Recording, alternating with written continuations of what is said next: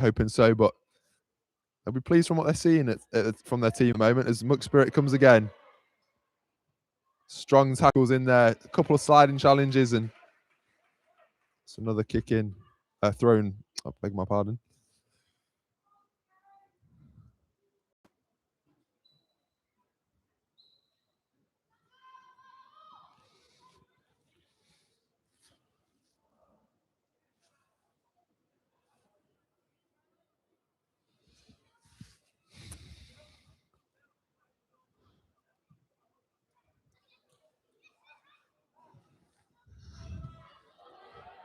Long ball will not reach Richards. Instead, finds Mia Birtles in goal in her light green shirt, and she looks long. Bit of back and forth. Bradshaw tries to bring it down, but McSpirit will break now as Bradshaw on the ground, but it's great cover by Neve Palmer, I think it was. Yeah, it was Palmer back there, helping out her teammate Bradshaw, and McSpirit, who looked so dangerous in that first half, she's just not really had any joy down that right-hand side so far. But a lot can change. Bradshaw alongside Palmer doing a great job to nullify that threat. Bradshaw's going to have to do that again now. And it's a long ball from McSpirit, bouncing. Battling away at both players there. Fair challenges though, and that's cleared up to Richards. Good turn, and can she use that pace? The number 44, she can. Going down the left side. She's got an option in the middle. It's number 5, Isabel Sugden. Can't find her, but instead does find herself a corner kick in front of that Highbury stands.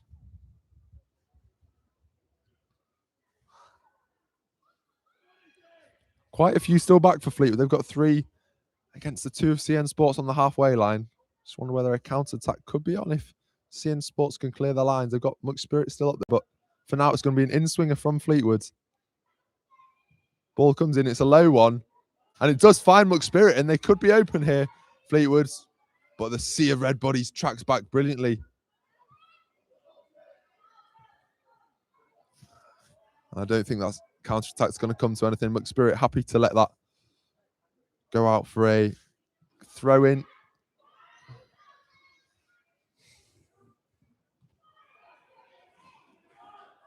Nice turn in the middle there from Lottie Rose Webster. She's shown that type of composure all afternoon long in the midfield. That ball is not going to be kept in, unfortunately, by Amelia Hartley.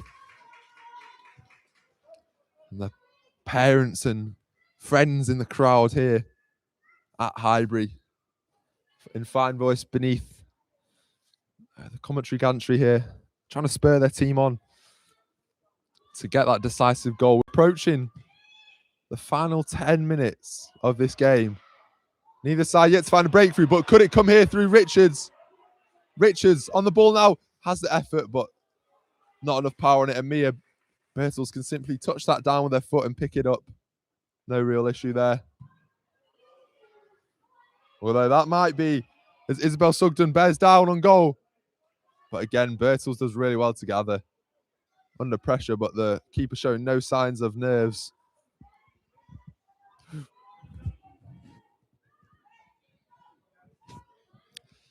Bit of pinball in the middle.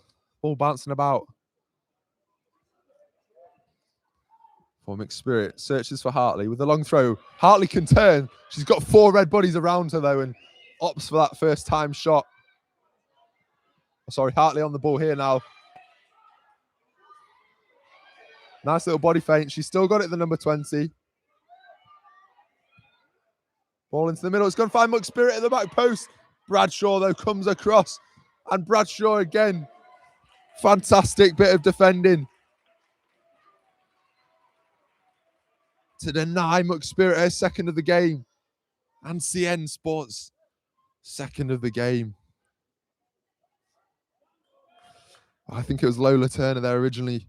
My apologies with that chance at the back post. But her and Amelia Hartley looking really threatening. Oh, I'm using the wrong one.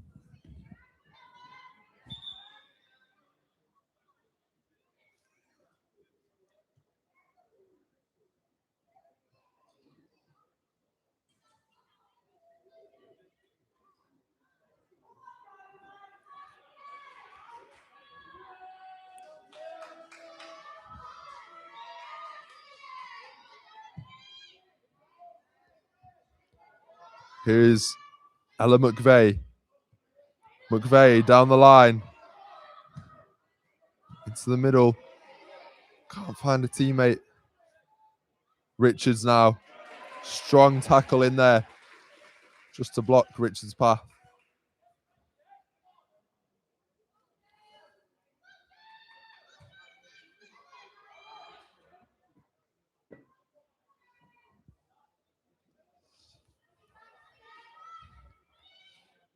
It's a long throw. Searching for Richards.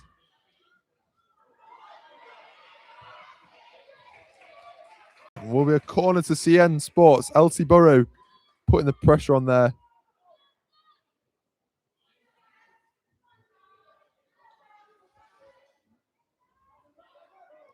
It's going to be a corner kick to be taken by Darcy Harper. The left foot in swinger. It's a great ball in. Can't be directed goal bound yet until it falls to Ella McVeigh, who rifles it into the roof of the net, sparking wild celebrations among the CN Sports faithful. And that's turned the tide of this game in favour of the Oranges.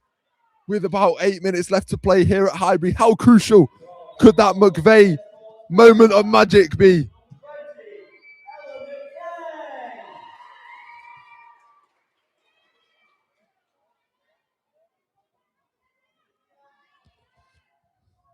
Ball down the line now, searching for Richards. Fleetwood have got to respond quickly. Here is Charlotte Byrne. That's McSpirit back in the defensive position. She's working so tirelessly back there. Still pressing, but Bradshaw manages to squeeze on through. Well, it feels as if Ella McVeigh, alongside the likes of Elsie Burrow and Maya McSpirit, have been providing such a threat for CN Sports this afternoon, especially in the second half, where they needed a breakthrough. It's come through the striker. That's what you want from your centre forward in big games, and McVeigh proving to be exactly that.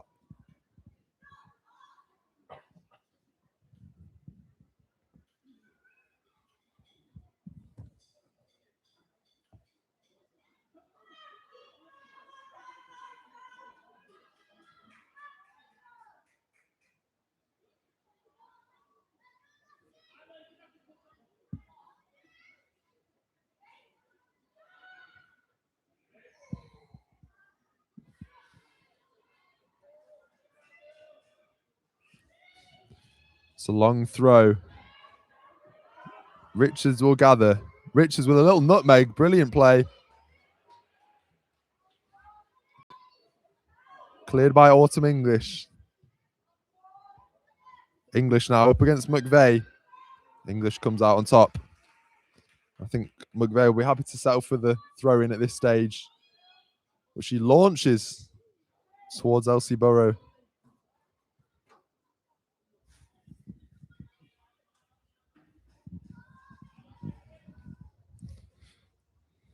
English now. It's a long throw up to Richards. Nice turn from Palmer. Palmer skips past two, skips past three. Palmer looks as if she's blocked off, but she stays on her feet. Palmer still with it now, under pressure. And the number 12 just gets a bit frustrated and commits the foul. But it was really great work originally from the winger to skip past several players.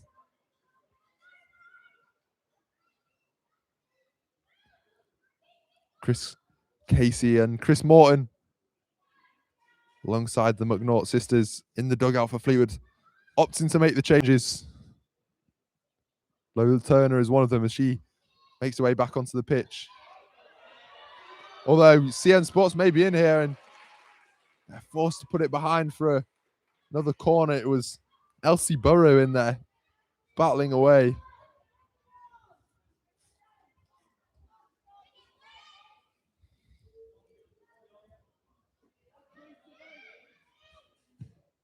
Whips ball in.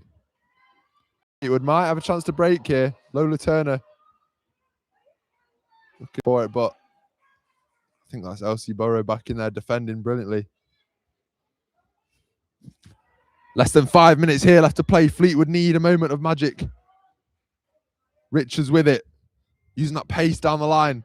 She's still got it as Richards, the number 44, and just can't quite direct her cross onto the head of a Fleetwood Town player in the middle.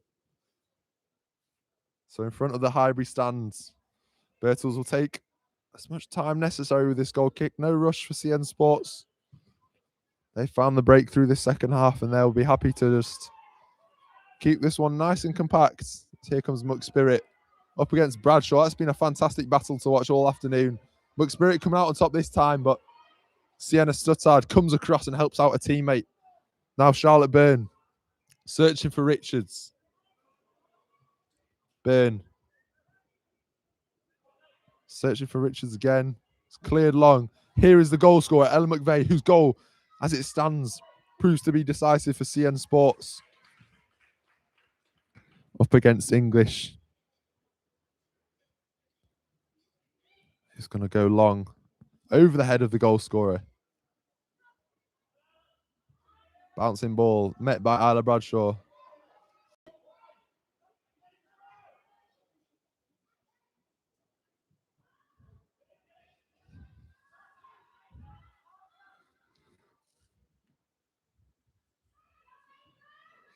CN Sports clear again.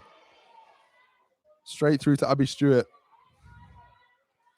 Sense this may be the pattern of this last 3 minutes or so.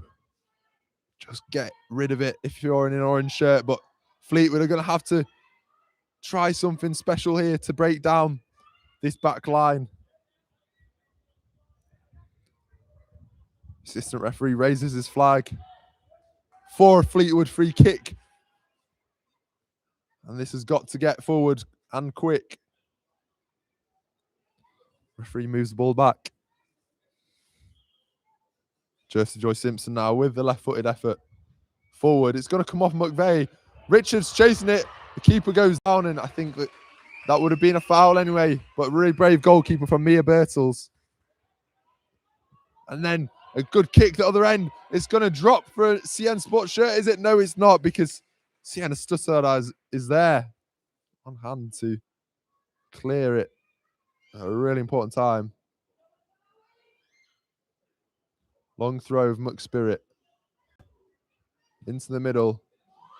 McVeigh chasing it, and McVeigh with an effort which is only denied by the outstretched glove of Abby Stewart. Strong centre full play to battle away, shrug off a few defenders before her right-footed effort is only equalled by Stewart in the goal.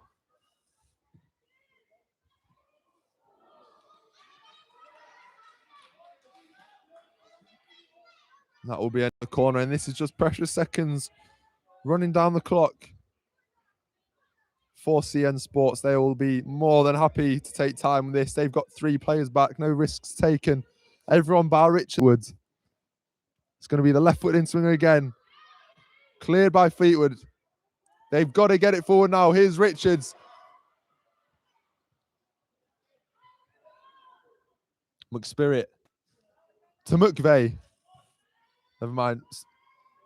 Drops back into midfield. Richards comes across and wins it. Is Bradshaw. Out to Byrne. Byrne with the ball in behind. But it's fantastic from the goalkeeper, Birtles, for CN Sports, who is on her guard and rushes out to clear that one before the throw-in is just hoofed back down the line. Elsie Burrow to put the pressure on. McSpirit, goal scorer of the first half, is going to put it into the mixer. McVeigh on the end of it. Can she get another goal in this game? No, she can't. And Stewart has got to go. It's reached the 60-minute mark. We are into stoppage time here.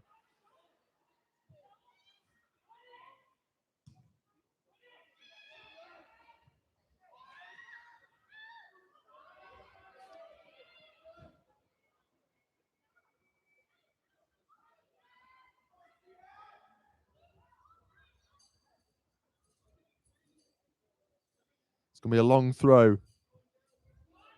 Down the line. Ball across, looking for McSpirit from Burrow. Cannot be gotten the hand of. And there is the full-time whistle. And it's a sea of orange celebrations on the pitch as CN Sports emerged victors here. It was a cagey game, and they were only separated by the goal of Ella McVeigh in the second half with about 10 minutes left to play. Fantastic game here at Highbury. Fleetwood Town Juniors defeated on their home patch, but a performance to be proud of from them as well.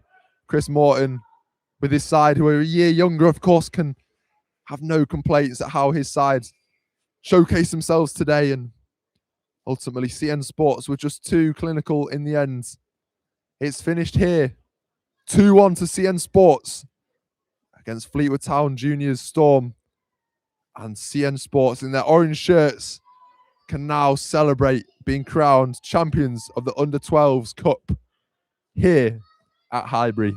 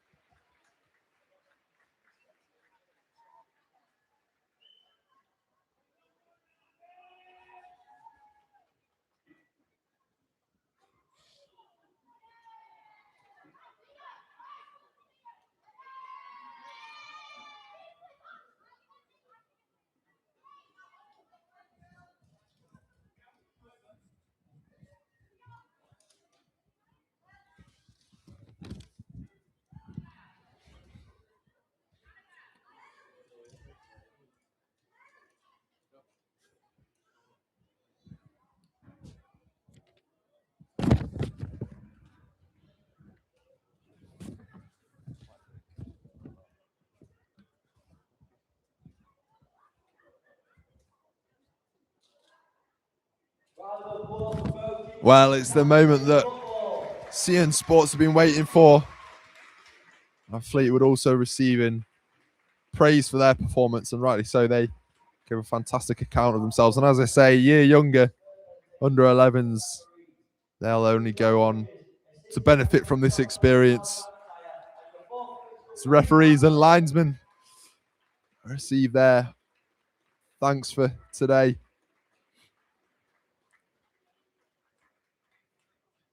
And while Chris Morton's side, Fleetwood, will go and receive their runners-up medals now, but he can be so proud of his side and all that they've done this season to get to this point. Of course, it's taken a lot of effort. It's taken a lot of previous rounds of this cup to get to this point. And before that, we're going to have Maya McSpirit receive the Player of the Match award. And I think that's a just award for her. She was tirelessly working up and down that left flank. Of course, got her goal in the first half. And her long throws and set pieces were just a constant pain for that Fleetwood back line. So I think that's a well-deserved award for her. And now here come the runners-up. As I say, Chris Morton, so much to be proud of. And you can see the coach and staff there are in full applause of what they've seen from the COD Army. From those girls in a red shirt, they richly deserved applause. Gave a fantastic showing, and they were only separated by one late goal. It was even for much of that game. Isla Bradshaw with a fantastic performance at the back alongside the likes of Isabel Sugden, and plenty of performances there to be proud of for those girls tonight.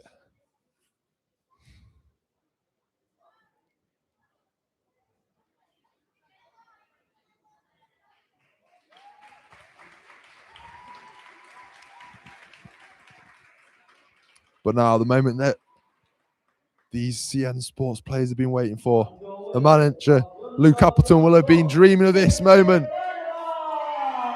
as his players, led out by Mia Bertels, who had such a great game and goal. Sweeper keeper, called into action many times as she was equal to it. Or Lucy Willoughby, I think it might be down there. Coming away with their medals. Brilliant from them.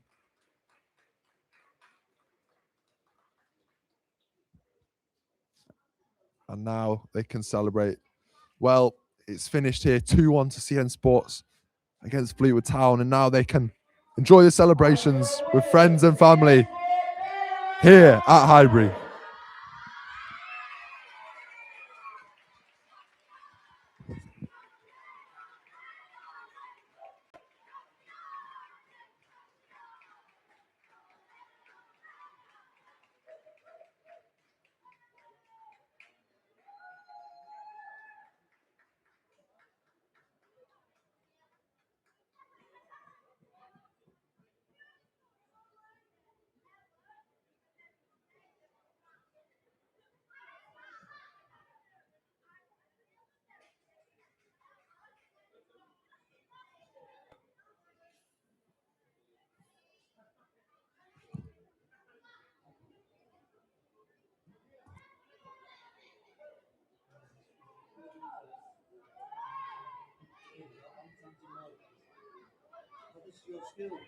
Oh, no bias. No bias on the commentary.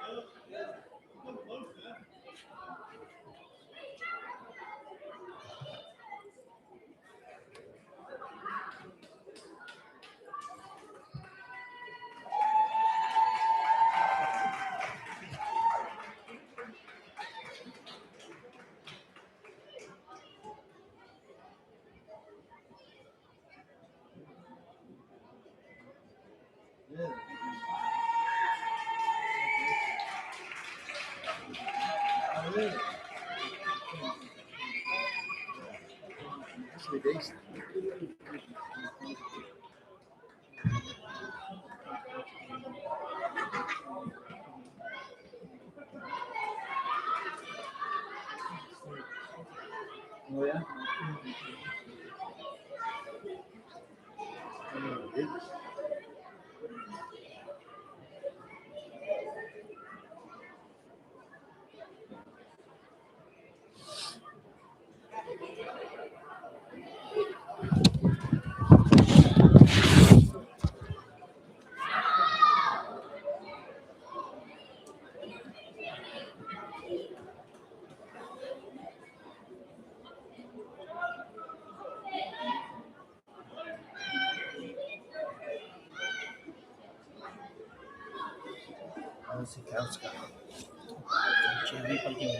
Yeah. That's why.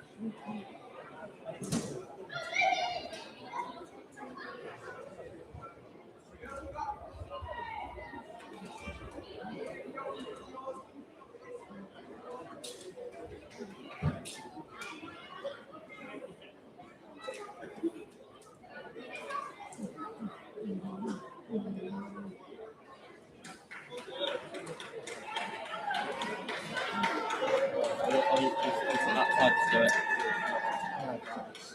I thought you were going to do it. I'll scroll.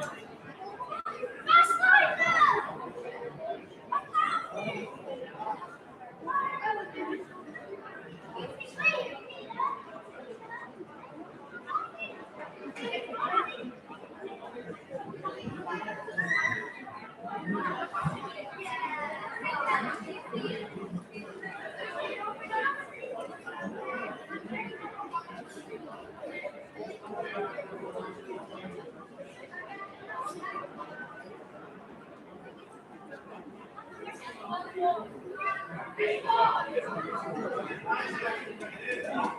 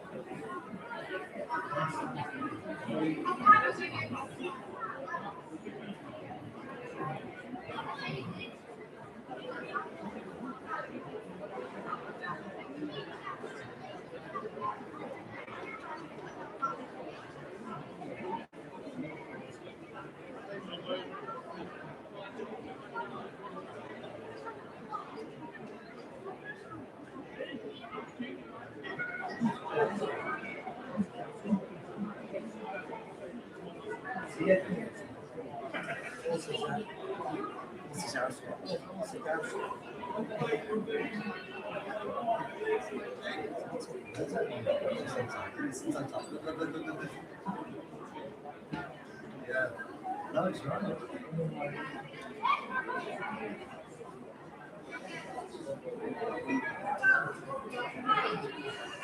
Let's go back.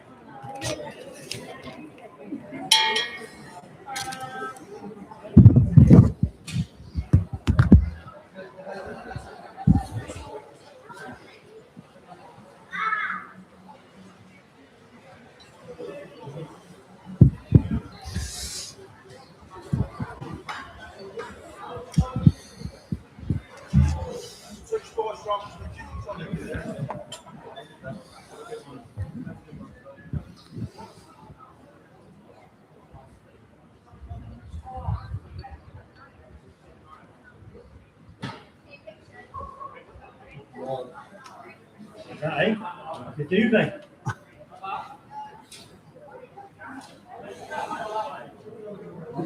Boy, look at them. 5 players now.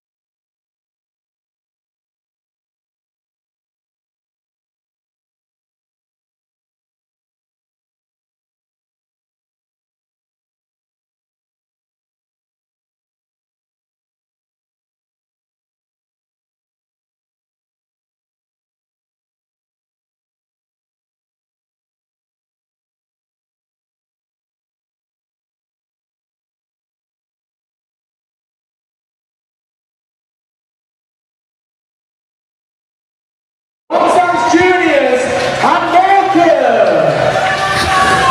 Hello, good afternoon and welcome to Highbury Stadium in Fleetwood, Lancashire for the final of the YFL Under-13 Girls Cup between Long Sands Juniors FC and Morecambe Girls Under-13s. My name's Nick Cunliffe and I'll be joined by Mr. Connor Phillipson here today on co-coms. Big welcome, everyone. I think we're in for a fantastic final, Nick. I mean, we've got Morecambe here, under-13s girls, a professional club. Morecambe, obviously, taking on Long Sands Juniors. It's a fantastic occasion for both teams here at the Highbury. It's a fantastic stadium, home of Fleetwood. The atmosphere is building below us as well. Like I say, Nick, I think we're in for a fantastic game. Yeah, we've got plenty of fans of both teams here today, and both sets of fans are making a big noise. We will, of course, be playing 11-11 on the full-size pitch, so don't be confused by the red and the blue lines. We are only be playing to the white lines today. As a regular football pitch, it will be 11-a-side on the full-size pitch. So as the PA announcer is just announcing the names of the teams, the referees and assistant referees and match officials are just getting ready for the kickoff. Long Sands is just having a squad picture before kickoff. I'm sure Morecambe girls will do the same. Yeah, and you can't blame him because, like I said before, it's a fantastic occasion.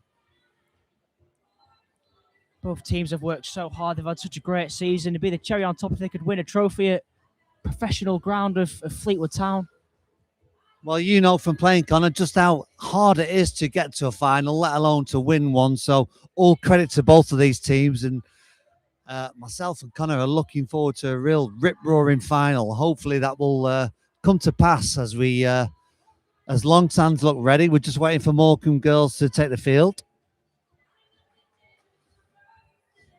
Looks like the coach is just going to give them a little bit of a fast feet drill before they enter the pitch.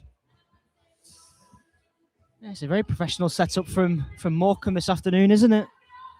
It is. It's reminiscent of a professional team when they do that before they go on. And before the second half, I always notice.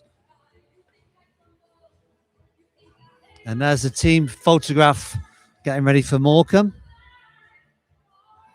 As the strains of Gloria Gaynor rain out, I Will Survive, no doubt will inspire the girls.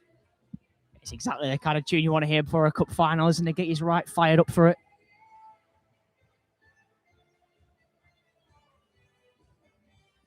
So pre-match huddle by Morecambe. I don't think Long Sands are going to bother with one.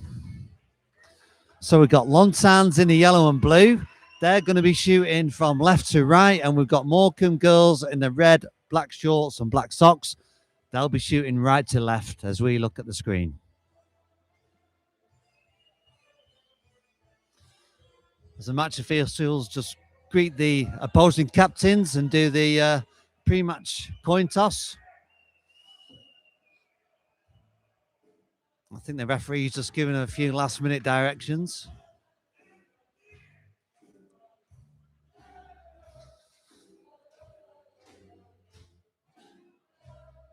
We've got the crowd clapping along to the tune at the moment. I'm not sure what tune it is, but it sounds like a lively little number, Connor. Yeah, definitely. I mean, you know, like I said, like we said, the atmosphere is building here now. Obviously, massive for these two teams. The families are watching on. It's going to be a very proud moment for their families watching their little girls playing in a cup final at such a great stadium. So also we'll be interested to see how the two teams line up tactically. It looks like Morecambe are lining up with three at the back, with Long Sands. Long Sands in a more, shall we say, common four at the back. But we'll see how it plays out. So Morecambe are going to kick off. Referee's just checking everything's okay with both goalkeepers and assistant referees. Always a little bit of a nervous hush before kick-off, before the game starts. And here we go, we're away. Ball's played back to Blankenship, who goes long. And this is a promising break from kick-off from Morecambe. But that's excellent play by Kelly, who showed good speed on defence. He's cleared the ball, but that is going to be a Morecambe throw right down in the corner.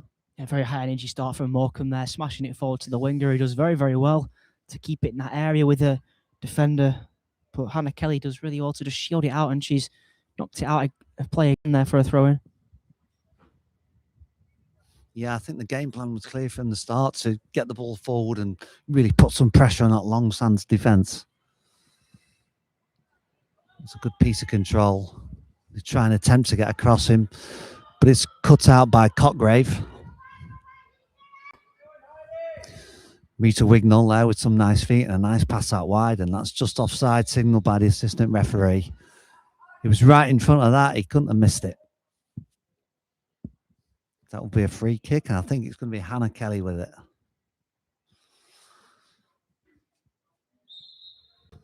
We've got a few players pushed right up alongside that Morecambe back line for Long Sands. We'll see if they can get anything through the gaps in that defence. The ball goes long. It's a good header, though. And they may be in here with Maya Siakurska, but that's good defending. Safety first, and the left back puts it out for Morecambe. Yeah, that was a great little knock from midfield. Siakurska made the surging run as well. Morecambe had to be sure there, and they were. Yeah, Holly Benson kept around it and put it out for the throw.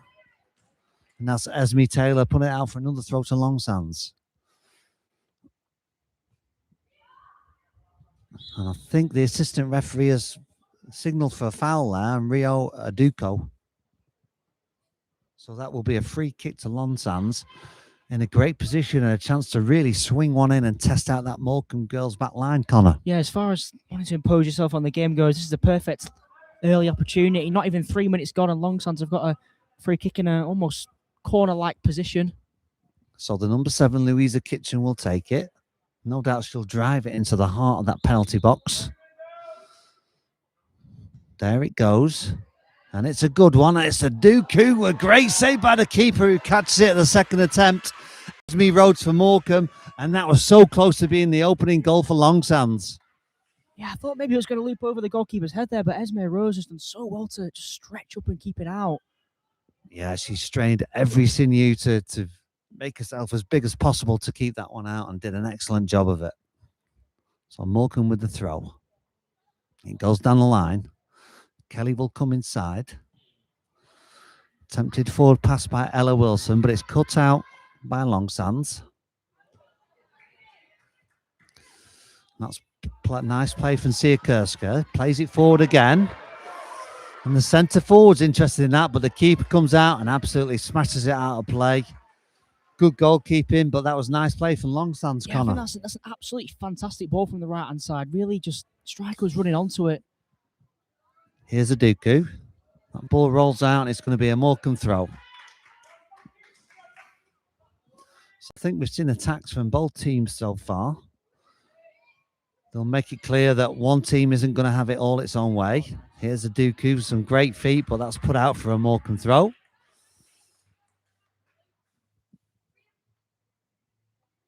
This one will go down the line. Ella Wilson attempted to flick it on, but could only put it out of play. So Beth Simpson will take the throw for Long Sands. Here's a Dooku again with a lovely turn and a great ball. Heidi Boyce is chasing that, but the keeper, Esme Rhodes, will pick it up. And do a long clearance down the field, which Long Sands will pick up, but it's fallen back to Morecambe in midfield. Blankenship did a good job there to get that one away. Running back towards her own goal. It's never a position the defender wants to be in, but she dealt with that really well.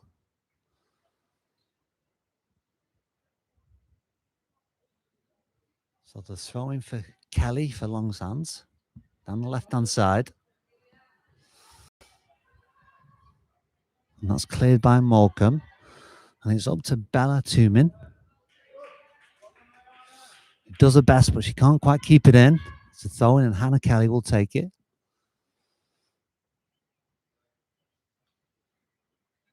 There's a Dooku again. It looks like she's just switched sides temporarily. She was doing a business on the right, but now she's appeared on the left. Trying to confuse that Morecambe back line, no doubt. Yes, very dangerous front two already, it looks like, for Long Sands with Aduku and Boyce. Duku dropping deep, getting on the ball, really fast feet, and Boyce is running onto them long balls from midfield. That's nice from Cotgrave. She gets it back. Here's Cotgrave. Tries to play into the box, but it's defended well and goes out for a throw.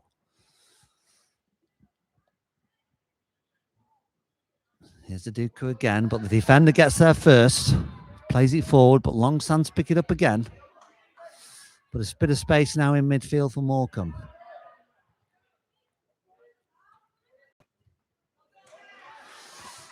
That's a lovely ball through by Ella Wilson, but a bit too far, and the keeper was on her toes and came out and cleared that one. Well outside the box there. It shows how alert she was. Nice ball from Wignall. Chipped it over the defence. The Longsands centre-backs have dealt with that really well. That's Bella Applin with the ball forward. That's really good strength by Ella Wilson and plays a good ball through. Holly Benson can't get it though, and Martha Anderson in nets comes out and clears again. Yeah, twice from Martha Anderson now, come flying out of the box. And here's a chance at the other end. Keeper can't pick it up, and now she can. She did really well there. Just dribbled it back into area and picked it up. Yeah, under pressure there. Heidi Boyce again making the surge and run, but she did really well to just guide it back into the area. And Holly Benson challenging, wins it, but it only goes to Longsands, who again pump it forward. It's a good ball across the pitch by Bella Applin. Maybe Howarth bringing it away with a nice ball down the line. And maybe Morecambe will get that. No. Hannah Kelly will just put that out for a throw. Oh, it must have already been out. Assistant referee flags it's a yellow ball.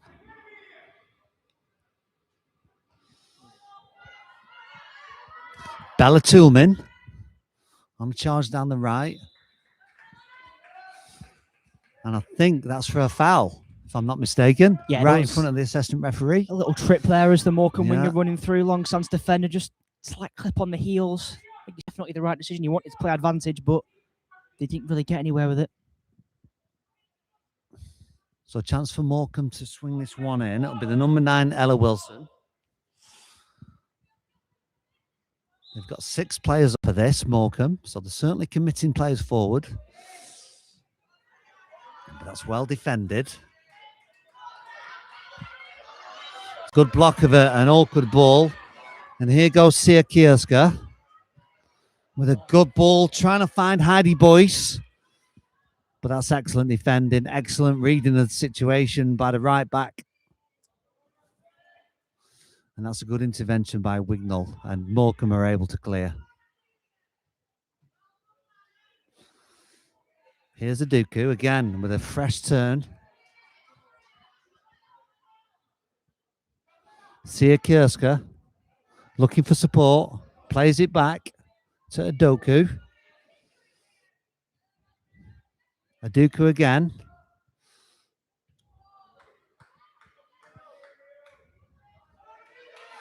Tried to play the left winger in, but didn't quite work. And here come Morecambe. With a great ball by Mabel Howarth. And again, that's good defending by Longsands. Roscombs just came across and shut down that danger. Yeah, Ella Wilson, number 9, she was asking for a foul there. I mean, I could see where she was coming from. There was definitely a pullback by the Longsands defender, but not enough in it for the referee. Both teams are giving it all in this intense final so far. Coming up to 10 minutes played, it's 0-0 here at Highbury in Fleetwood, home of Fleetwood Town. That's an excellent corner right into the danger zone and almost dropped for Miley Reid, but just couldn't make the most of it. Yeah, like you say, perfect ball in, really. Right in the danger zone, exactly where they want Yeah. the corners to be going in. It was, and it was just that area where the keeper was a bit hesitant to come out.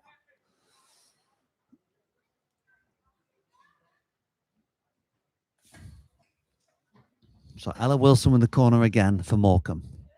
It's another great corner, but cleared away well by Longsands.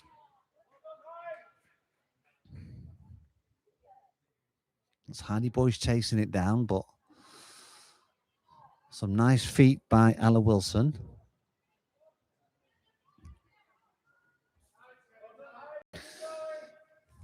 Sienna Blankenship.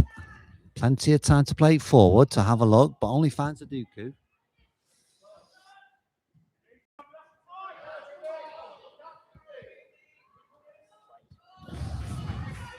And that's Boyce through. But excellent defending again by Blankenship. And she's got time to look up and play this ball out, which she does expertly up to Ella Wilson, whose control is first class. And she tries to put a strike partner, tries to set a strike partner free. But again, the keeper's off the line and well outside her area and clears that ball, no problem. And Martha Anderson, got to say, I'm a massive fan of how fast she is off her line. Yeah, she tends to spend a lot of the game actually outside her box. Yeah. Oh, and she's through. The flag hasn't gone up. And it's Bella Toulmin. She's gone round the keeper, but the defender gets a vital interception on that. The number 5, Lila Coulton. I think Martha Anderson does really well again. I know the attacker gets round her, but she gets a massive touch to just force the attacker wide. And Lila Coulton, what a piece of defending that is. Yeah, that was a vital intervention, wasn't it? I think we've just got a problem here with the goalkeeper's shoelaces. Obviously, she can't tie them herself with her goalkeeper gloves on, so she's just getting a teammate to help her out with that. And I'm sure it'll be another dangerous corner planted into the heart of that Long Sands penalty box. Morecambe will be hoping to get somebody on the end of it. Again, it's another dangerous corner. And maybe the shot from outside the box. It's a good hit, but it's just wide from Esme Taylor. Yeah, she did the right thing taking the shot on. Dropped perfectly for her. I'm going to have a substitution for Long Sands here, though. So we've got number 8, Fern Barrow, entering the pitch.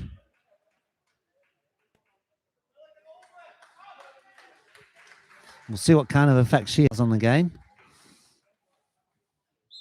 And it's number 10, Amelia Cotgrave, who's made way for her.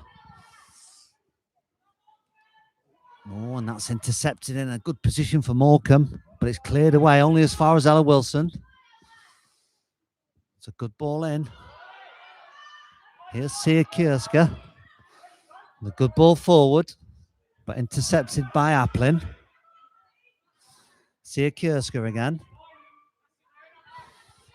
Takes it round to defender and plays it up to Aduku. That's a great tackle by Blankenship, though.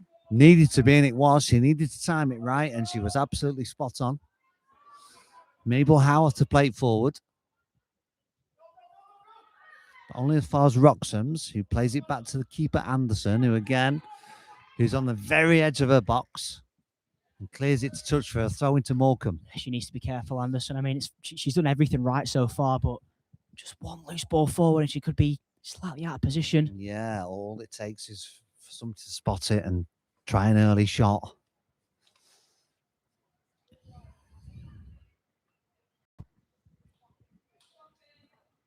That's nice play from Morecambe from the throw. But Aduku's won that. Showing her strength and her power. Play it through to Boyce, but Applin will get there. Leave it for the keeper who clears it. That's good pressure from Long Sands. Really high pressure there and putting the pressure on and forcing the mistake from Morecambe. And Aduku's come over for this one, but it just bounced off a thigh and that'll be a throw-in for Morecambe.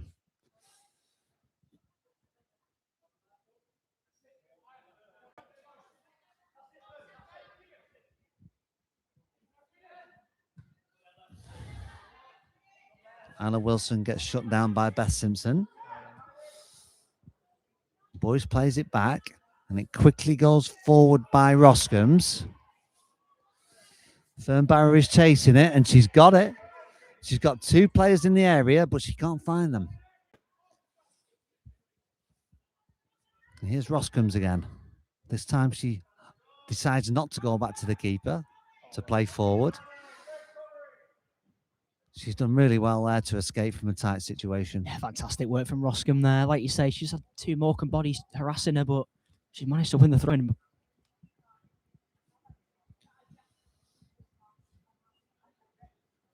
Throw down the line for Aduku, who again beats her defender. And he's looking threatening, going down the left, shoots on goal. Keeper can only parry it. Applin gets it out. It's fallen to Aduku again. He tries the lob this time.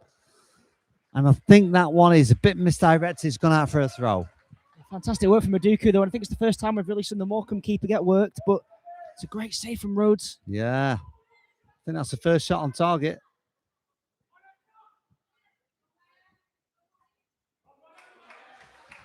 Excellent save by Esme Rhodes in the Morecambe goal, because that shot was definitely going in, the first one.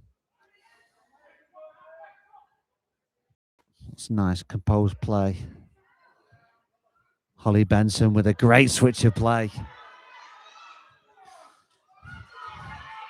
And just patrolling the area just outside a goalkeeper box, Martha Anderson, and it'll be offside, but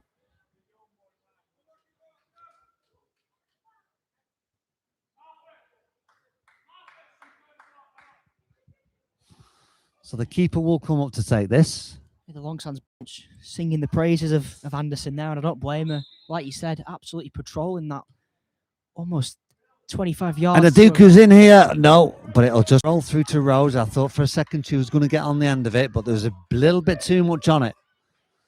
And that's cleared by Rhodes. That's good from Blankenship. Gets there and clears the danger. Good work from Morecambe. A nice ball down the line, but Roscombs is there to intercept and put it out for a throw.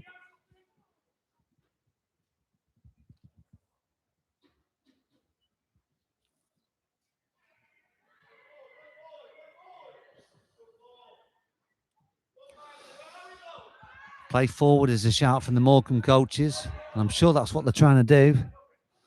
It's a ball forward by Aduku, but unfortunately it finds nobody apart from the Esme Rhodes in the Morecambe net.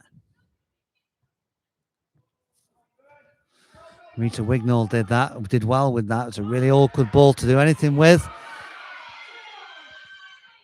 That was Miley Reid almost getting in for Morecambe, but snuffed out by that back line of Longsands once again. Yeah, it's like you said, really, really awkward ball that's gone over the top there. It's bounced in Morecambe's favour as well, but Longsands have done really well to recover from that and defend the danger. And that was Wignall winning the ball in the air again with a good header. And it'll be a Morecambe throw. Oh, that's a lovely touch there. But Roscombs is equal to it and puts it out for a corner. And we've already seen the danger of these corners from Ella Wilson, who's trotting over there to take this one again. Really good work from Bella Tillman, though. Just a little shove, not enough for a foul, though. Just forced the defender to push it behind for a corner. Currently got 4 players in the box, or just outside the box.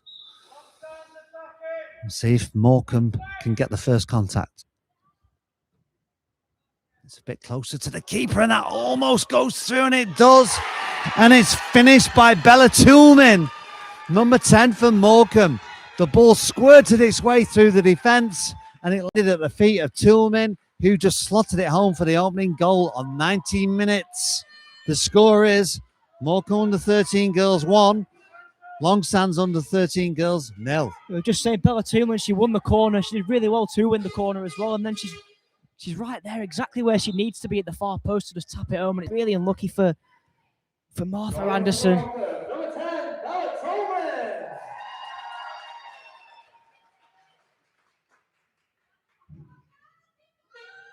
So that's just what Morecambe wanted and just what Longsands didn't want. But we're just coming up to the 20th minute.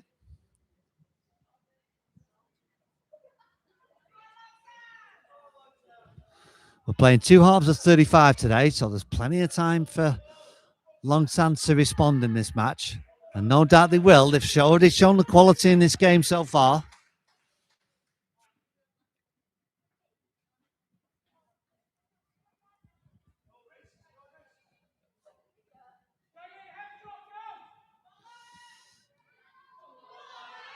Here's Roscombs.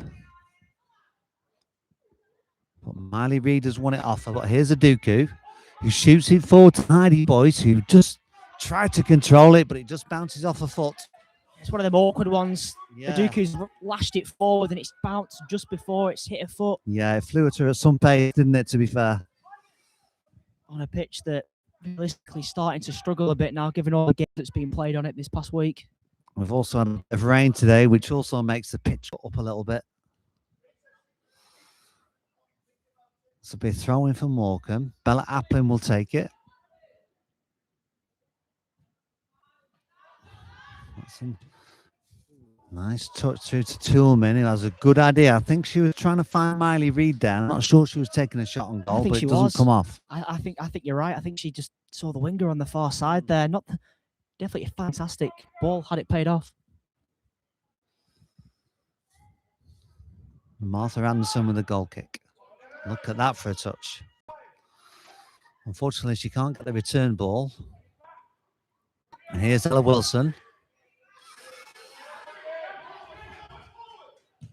Lays it back to Applin, who pumps it forward, but as always, Anderson's nice and high off the line and collects that one, no problem.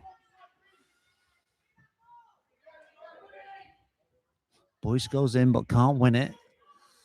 Aduko can, though, with a great header. Tries to play Boyce in, but top defending again by Morecambe. Stops that before it starts. And that's put out of play by the left back.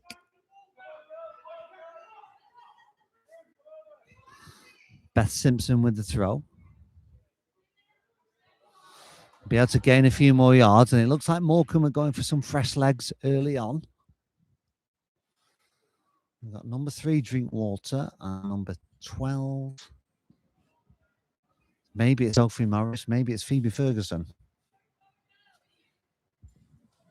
I don't have a number. Oh, sorry. Mia Ortikowska is number 12. Apologies. That's solid defending. It'll squirt right through to Martha Anderson again, who's, again, well off her line. Now she needs to get back. Come out again, and that will be gathered up, no problem, in her hands. Fantastic work from Anderson. She had to come flying out there, I think, because the defender's chasing back. The attacker's hot on her heels. One of them really awkward ones for defenders to deal with, but keeper's bailed her out really well there. And again, it's a great touch by Louisa Kitchen, who's done that a couple of times today. Just plucked it out of the air like Zinedine Zidane used to do.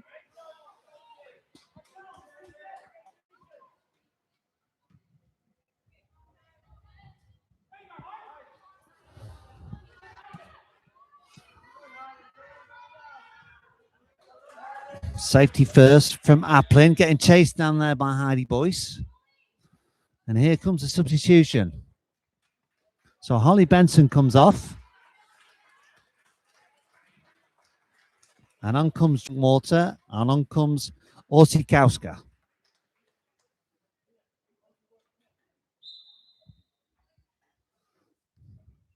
So they're throwing for long sands. Aduku with a good turn and cross, but the keeper will gather that one.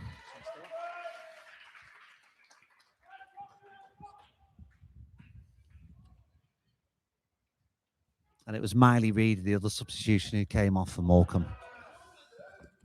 So now we've got two sets of fresh legs on for Morecambe, who have the goal advantage, don't forget. Just coming up to 25 minutes, so about 10 minutes to play in this first half. Can Long Sands get back into it before the half-time whistle?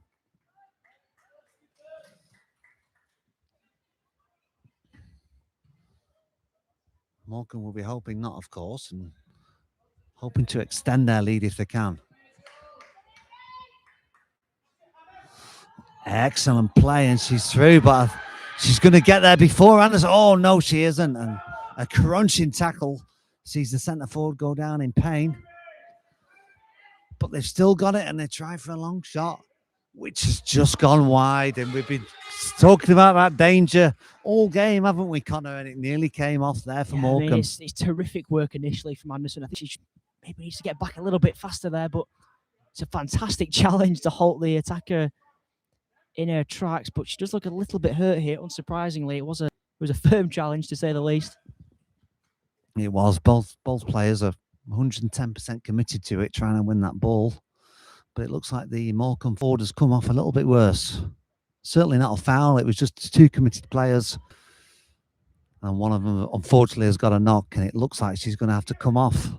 Yeah, she's in quite some pain, actually, isn't she? So Miley Reid will be coming back on. He's not long been taken off.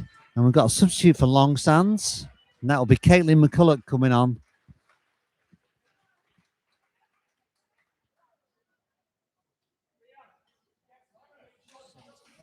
For Heidi Boyce.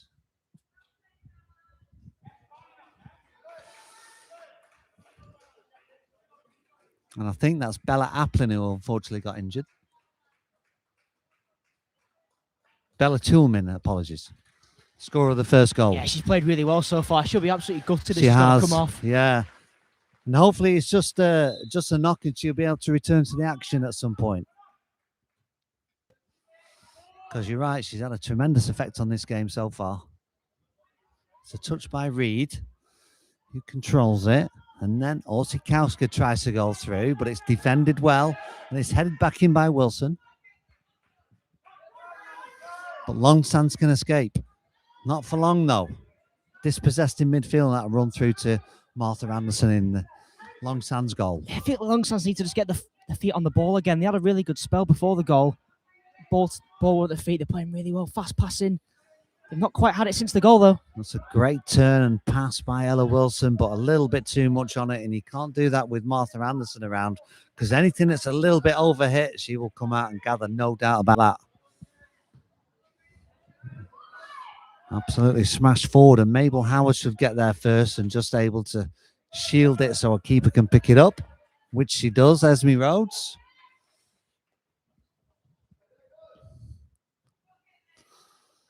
Kick into midfield, won by Ruby Connor.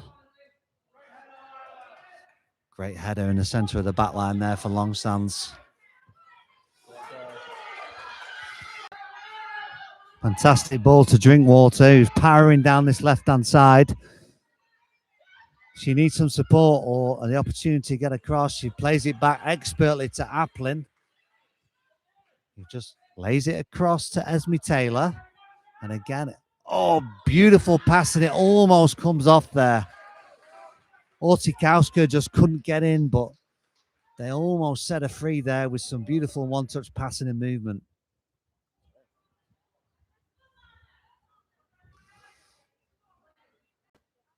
Both teams showing their quality today in this final. Absolutely. We've seen some very fast feet, some very skillful moves so far. We're only 28 certainly minutes have, in. yeah.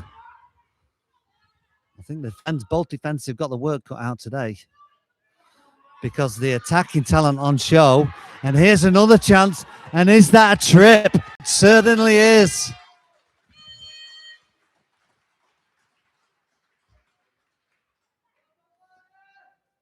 It was number 15, Lana Leslie, who went down the right-hand side, cut inside the area, and she just got taken down by the defender, and it's a penalty. Fantastic work from Leslie. She just gets the wrong side of the defender.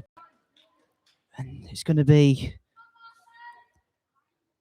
Ella Wilson, yeah, with a chance to double Morecambe's lead on the half-hour mark. So it's Ella Wilson versus Martha Anderson in the Longsands goal. This to make it 2-0. To give Morecambe a commanding lead. Wilson with it and just calmly plants it to the keeper's bottom left. And the keeper was rooted. I think he might have done it with her eyes there. That was a really expertly taken penalty. Really was. Fantastic striking play there from Ella Wilson. He's been a nuisance throughout this whole first half. She's got a goal now. And like you said, it's a commanding lead. Just 5 minutes left of this first half. Yep, just 5 minutes ago. It's a great time to score just before half time. Longsands will be desperate to respond. I think there's a bit of a head injury there.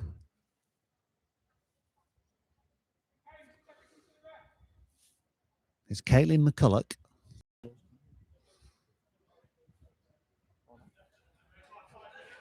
I think she's all right. The referee's waved the physio off.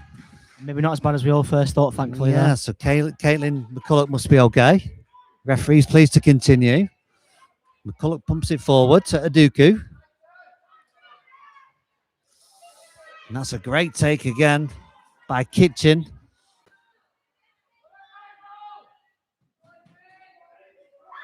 Here's Kitchen again in a good position. Has a little slip and Morecambe are able to gather that ball. Orsikowska chases it, but Roskams will get there first. That's away again by Anderson.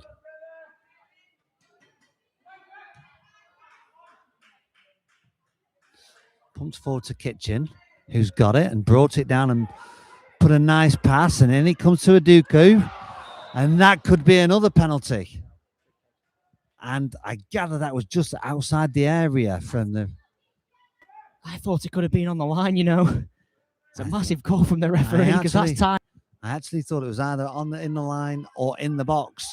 So the referee's given it right on the edge.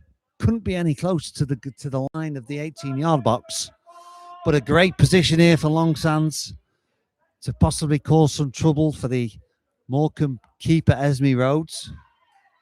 Massive Great chance here. We're yeah. just coming up to 32nd minute. So any kind of goal here for Long Sands will give them a big boost going into half time. Absolutely massive moment in the game, this.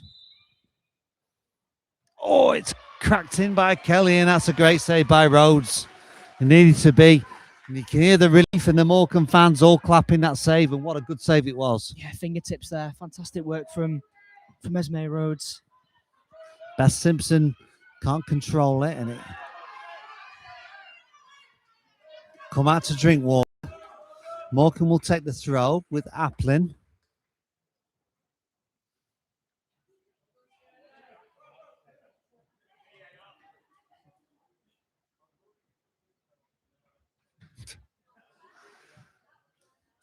I think some of the fans I heard were calling for VAR after that referee decision. VAR getting mentioned there. I mean, like we said, it couldn't have been any closer to being inside the area and being on the outside. It's a nice little flick by Orsikowska and an excellent effort by Miley Reid. First time plucking it out of the air and having a shot, but no problem for Martha Anderson in the Long Sands goal.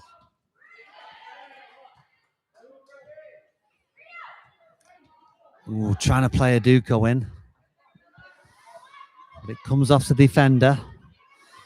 And Long Sands are pressuring again. Trying to get this ball and playing Morecambe's half. It's a nice little header by Applin now. Sees it out for a throw.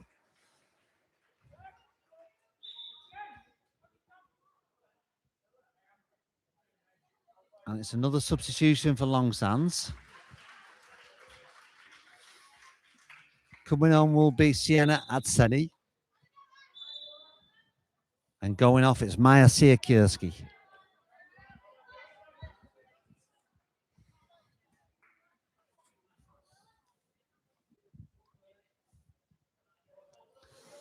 It's a good throw by Applin. Finds a teammate who plays a good ball forward, but it's intercepted by Long Sands, but it's out to Drinkwater. Plays it to Ella Wilson, who will try to switch play again. An excellent idea, just not executed to perfection. Yeah, exactly the right idea. She saw her, she heard the shout. Didn't quite get the execution right, but 100% the right idea. Yeah, and that ball is on, isn't it? It's been on a few times. Ella Wilson's tried to find it. She's not been successful yet, but I'm sure she will at some point in this match. Hand it to the Morecambe defence. Every time a Long Sands ball comes forward, it's Rose, send it into Rosette every time. Yeah, there's no messing about back there, is there? With half-time looming, it's exactly what they need to do. Just make sure they don't concede before the break. And that's a nice return to the thrower. And a chance here to get one into the box. It's well controlled by Applin and calmly cleared away. There's Hannah Kelly, though, with a good run down the left. She's appealing for the corner, and the referee's giving it. So maybe they'll just have time to swing this corner in before the ref blows for half-time. Mind you, there might be a little bit of time added on. We have had a couple of stoppages. So they might have a little bit more time, Long Sands. This corner's coming in from Kelly. Unfortunately, it goes behind the goal. I don't think it ever came into play, unfortunately. It's all eyes on the ref now to see how much longer he plays.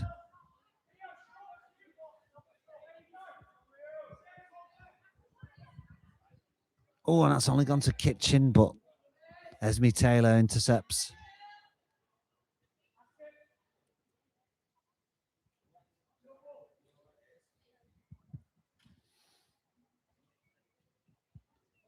Nice take by Kitchen. Trying to get the ball out to the left-hand side to Fern Barrow, but it's just a little bit overhit.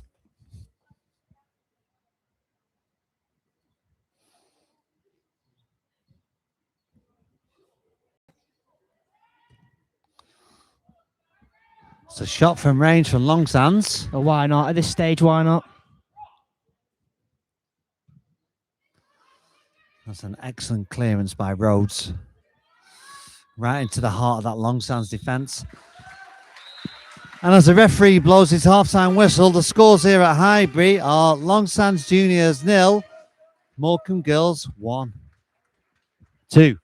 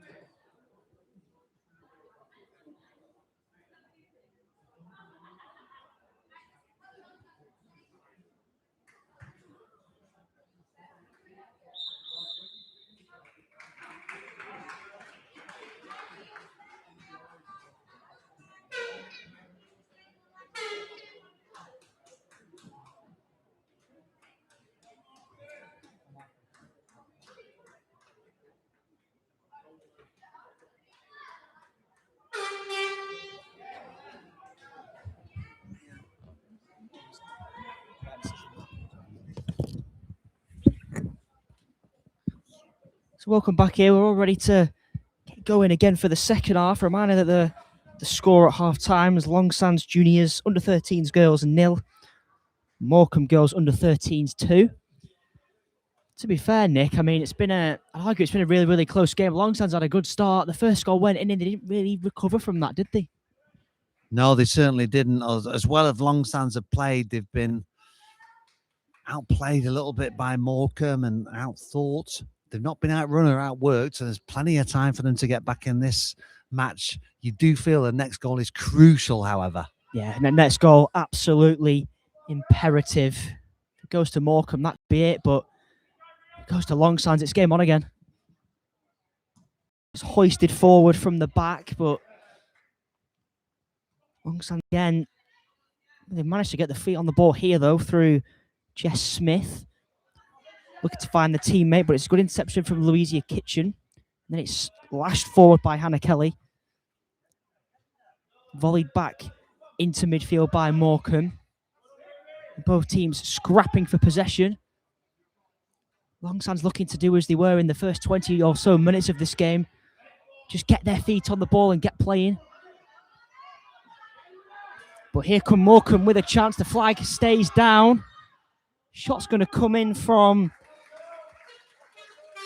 Bella Toomlin, who's actually come back onto the field. Bella Toomlin, after we thought maybe she did leave the pitch in a bit of pain, but she's here again. And you just see the intent of these Longsands players coming out for this second half. They're determined to put pressure on Longsands. Toomlin's trying to make herself a nuisance again, but Coulton will do really well to play it back to Anderson, who's gone down the right and played a fantastic ball into midfield, and Bowen going in search of a Dooku there, but Morecambe clear. Longsands will get a grip of it again, though. Interception there from Rita Wignall of Morecambe, and it's a great ball to find Lana Leslie. She's chasing. Is she going to get there? She will. And then she gets the flick in as well, gets the cross in. Will it find an attacker? Anderson's there to clear. Really tight work there from Longsands at the back. Did really well to sniff out the danger again, though, Anderson. What pace there from Wignall there. Was second best to that ball, but she won it and she put a fine cross in, which the keeper could only parry away. It was a good chance again for Morecambe. Morecambe are still in possession of the ball. It's coming field now towards Ella Wilson. Looking to just shift it out wide towards Ella Drinkwater, who will get there. She just loses out. Great defending again from Longsands. And Longsands could do well to just keep it tight now. Don't concede a third. Keep it 2-0. There's every chance of them getting back into this game because, like we said, they've shown quality up front. And that's going to be a throw into Longsands in their own half, not far from the halfway line. Beth Simpson to throw it back into play now. The captain, Lilla Clutton, sends it upfield, but the opposing captain will get the touch on it. But Longsands will look to build down this left-hand side. Really good work there from Fern Barrow, but it's a good interception from Lana Leslie. And then it will be smashed upfield. As both teams again just looking to get a grip of the ball. Here is Rio Aduku trying to get it into Fern Barrow, but good defensive work again from Morecambe. That's a great header from Esme Taylor. And it's so competitive out there. No team is absolutely giving an inch. And it's hard for either team to get their foot on the ball and create some plays because it's just so fiercely contested out there. Yeah, Longsands, it wasn't for lack of trying in the first half from a Longsands perspective. And they've needed to do it again in the second half. And they have done, but they've been met by the quality of Morecambe so far. Only 3 minutes gone in the second half. Be a chance for a run down this left-hand side. The ball is in field, but it's good. Might just drop here. It is going to drop. Toomlin was the one who was making herself a nuisance, but Longsands have just about escaped there. Yeah, it was actually really good defending. I thought it was last-ditch stuff, but the two defenders came in and kind of sandwiched her and stopped that opportunity. But a big opportunity it certainly was for Morecambe. Yeah, it was Hannah Kelly who did really well to just stop the ball from maybe rolling in or finding the feet of Bella Toolman. And these corners have been a danger all afternoon. Yeah, massively. It's not a bad one either, but it's cleared by Rio Aduku. Longsands now with a chance to break, but it's smart defensive play there from Esme Taylor of Morecambe. And then she's there again to just clear that, and Ella Drinkwater does well, but Longsands now with maybe a chance to get an attack going here. There's two players in the box. The cross is in from Sienna at Zenny, but Morecambe have just managed to clear again, and Longsands will recover the ball though, but once again, Morecambe are absolutely all over them. And there's chances on here, but Martha Anderson's there to clear. It's fantastic work from Louisa Kitchen there, and she's going to get the ball back. Nice little ball in field there. Longsands have got plenty forward, but once again, Morecambe have sniffed out the danger. It was Esme Taylor with a challenge again. Fantastic touch and vision from Kitchen there. We've seen that on a couple of occasions today, really showing her class in this final. Good work from Aduku, and now Longsands have a massive chance to break. Fern Barrow with the pass out wide. But it's good block from Bella Alpin. Barrow again, just looking to... She's going to go for goal here. It just fell to her like 25 yards from goal, but the effort's rolled wide of that far post. And they'll be looking to keep this ball in Morecambe's half to get first contact from this goal kick and to put more and more pressure on this Morecambe goal as the game goes on.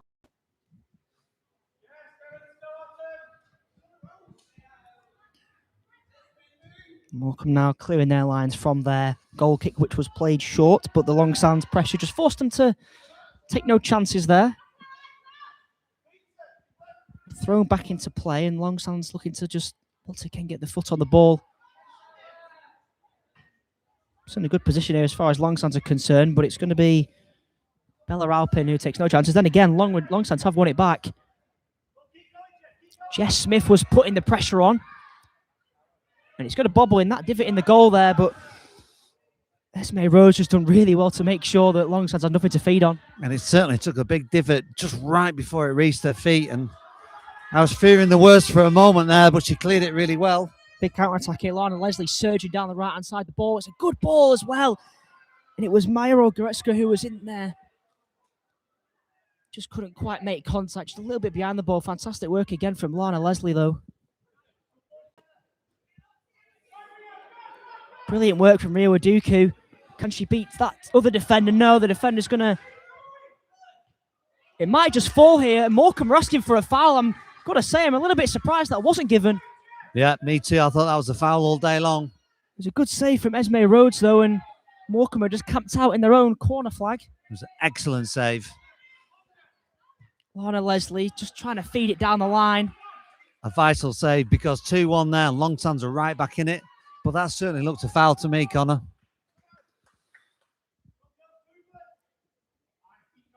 Yeah, the Morecambe defender, it was Rita Wignall, was definitely making her case known, but Longsands are building again here. Fern Barrow looking to get that switch ball on again. Longsands keeping that pressure on. It's not going to roll out either, so Bella Alpin has got to deal with it. She does it expertly. Ella Drinkwater can come away with it, but Longsands will win it back.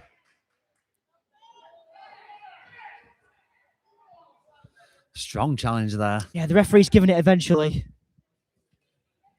It was definitely quite a rash challenge. It was on Rita Wignall again. Yeah, Beth Simpson it was for Longsands.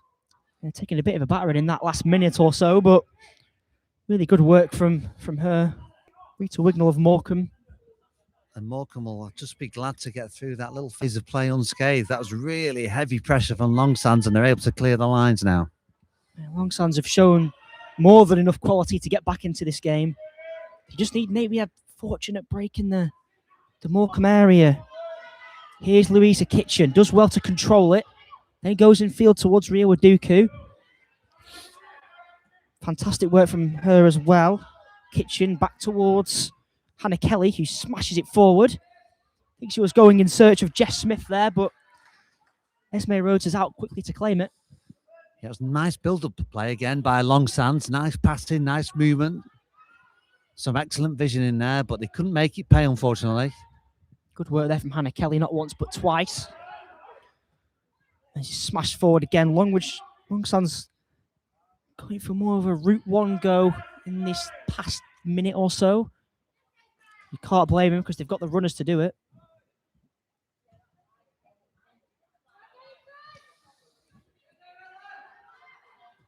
Launched now into the back line of Long Sands, who can't quite deal with it. Sent out wide towards Ella Drinkwater. She's going to keep it in. Nice little ball inside there. Touch just gets away from...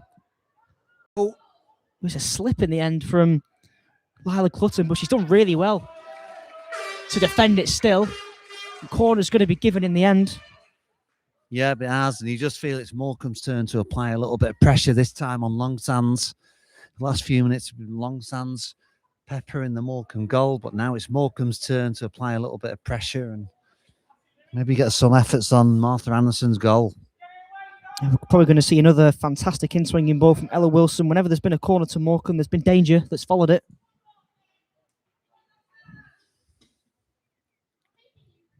Ball is in now. It's headed away by Aduku. But she'll recycle the ball with Ella Wilson. It's actually a fantastic ball in, and the header's going to find its way into the net. Rita Wignall makes it 3. Well, they cleared the first corner. It went back to the taker who swung it in. And Rita Wignall with a header into the far corner caught the goalkeeper wrong-footed and it flew over her and just lobbed the goalkeeper. What a brilliant, brilliant technique of a header that was.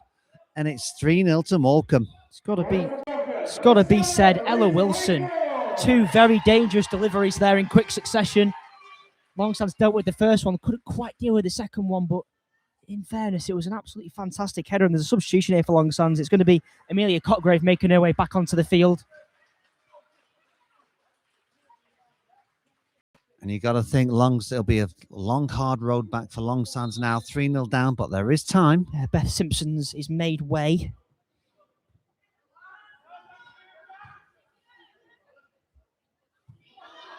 And here come Morecambe once again.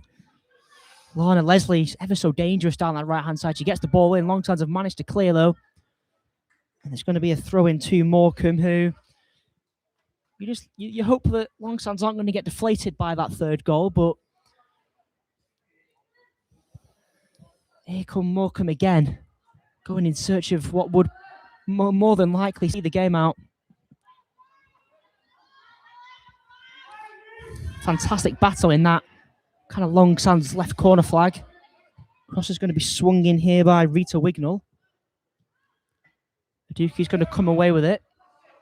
And she has come away with it. Fantastic dribbling. She can't get past the next one, but she will chase this loose ball. Morecambe taking no chances as they smash it out for a throw-in. Well, you feel it's all about character now for Long Sands. They need to keep going. They need to keep pushing. They need to keep their heads up. They need to play as if it's 0-0 still. It's not easy when you're 3-0 down, but these are the things that you got to do. And a great run of determination by Aduku there. That's the kind of thing that Long Sands will be wanting to see. Absolutely. They just need a spark, you feel, and it's smashed forward. Then smashed straight back out again by Morecambe's Sienna Blankenship.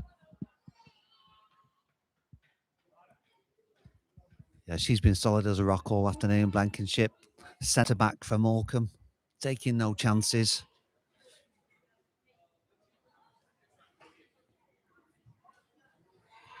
Rio Aduku on the ball now. Just can't quite get her teammate because Ella Wilson was harassing, but Aduku came away with it, got the shot off, but it got blocked. Fantastic footwork there from Elena Roxham. Morecambe will clear their lines again, though. It's really good defensive work from Long Sands and Aina Rockham's again. But Morecambe will come away with a chance. Lovely weighted ball there from Ella Wilson. It's going to roll through to Anderson, who'll smash it into midfield, though.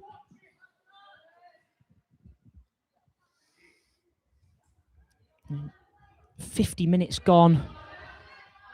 Roughly another 20 minutes left to go, and it's Long Sands juniors under 13s 0, Morecambe girls under 13s 3, and there could be a chance here for Lana Leslie to get a cross in, but it's well blocked by Iena Rockhams.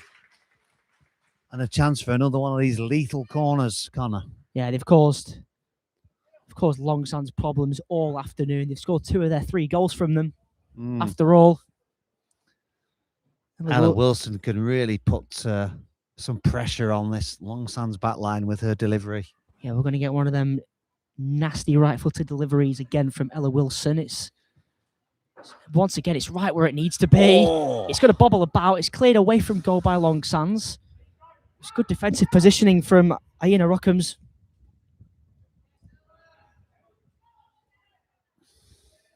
And you can tell Morecambe have worked on their set pieces, particularly the corners.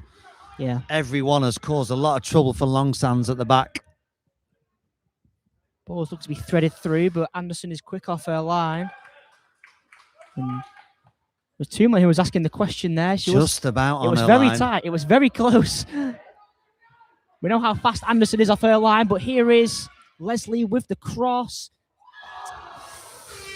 But Maya Okazowska couldn't get her foot right, and the shot's going to come in again here, and it's just over the bar. Morecambe pressure, though. It's starting to become all about Morecambe.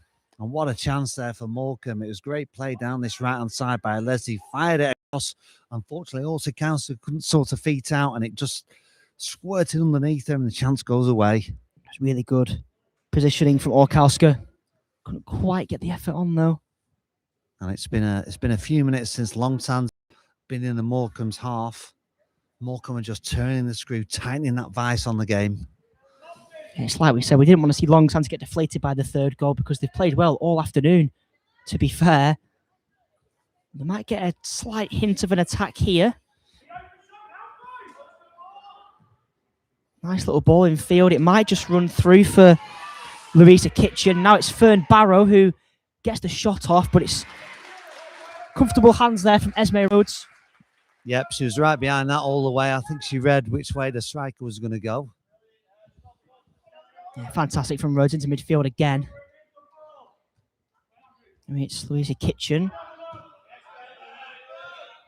Really good pressure from Bella Tumlin, though. It's going to be a throw into Morecambe as a result.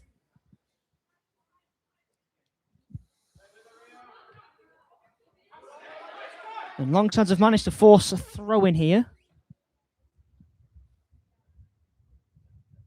Amelia Cotgrave will send it back into play. Into Rio Aduku, who really nice turn from her. Couldn't quite get past the second defender, though, as Louisa Kitchen will send it into the area. It's headed away, though. And once again, Morecambe have just given Long Sands absolutely nothing. Yeah, and Aduku's trying so hard, isn't she? She's trying and create a spark, get past the defender, play another teammate in. She's trying so hard out there. It's really good to see, but nothing's coming off for her at the moment. Sent back into play by Mabel Howarth of Morecambe. Morecambe felt like the ball had stayed in there. Bella Tumlin did really well to get the touch in there. It's going to be a throw into Long Sands regardless.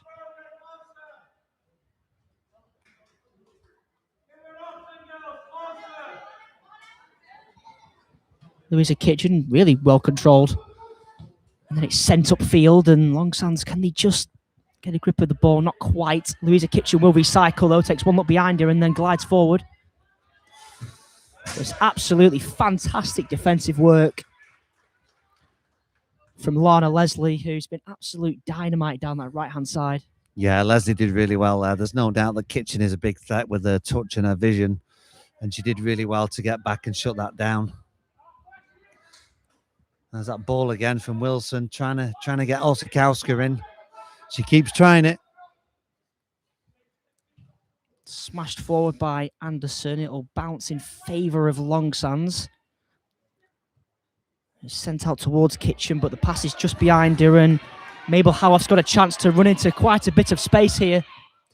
Can't quite slip the ball through, though. Really good defending from Iena Rockhams again. who despite the scorelines had a fantastic game for Longsands. There's going to be a substitution here for the Yellows.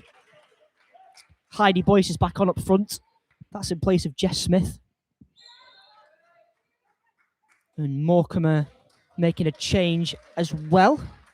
It's going to be Holly Benson to come on. Miley Reid is also on. So a change in defence and attack for Morecambe as they look to just make sure they seal this cup final victory at the Highbury Stadium. Really doing a good job of squeezing this game, squeezing Longsands up the pitch and not letting them out at all. Really high pressure, but they could get out now. Nah, not quite, because once again, Morecambe are there. And it's Holly Benson who's done ever so well to win the ball back, and Sienna Blinkenship sends it into midfield, and it's Ella Wilson. Really, really good work from Ella Wilson. Lana Leslie's got the chance to run it. The defender is pushing the back. Nothing given. Lana Leslie goes on the outside, balls into the box, and Bella Tooman just couldn't quite make the contact that she would have wanted there, but Lana Leslie, fantastic. Absolutely brilliant from Leslie down this right-hand side. Once again, we've seen her do it 2 or 3 times today. And again, that should have been 4-0. Mia Waduku again looking to make something happen for Longsands. It's a lovely little ball through, but it's just cut out by the Morecambe skipper. Waduku's going to have it back again, though. She's going to get a second chance, but Rita Wignall's there to read it perfectly. It does look like for all Longsands' good efforts, the quality of Morecambe just seems to have grabbed the game by the scruff of the neck. The chase is on again here down this right-hand side, but it's going to be sent out of play by Amelia Cotgrave. As Leslie's really given her a torrid time down that right-hand side for Morecambe. Absolutely. And Mabel Howarth will be the one to throw this back into play. She's got a couple of options here. She's going to look to send it over into the penalty area. Miley Reid's cross is cut out, and we'll have another corner. And Longsands will know what's coming. Yeah. They won't like it, but they'll know what's coming from this delivery. Absolute quality. It'll be planted right on the keeper's head, and it will just be a free-for-all for who gets it.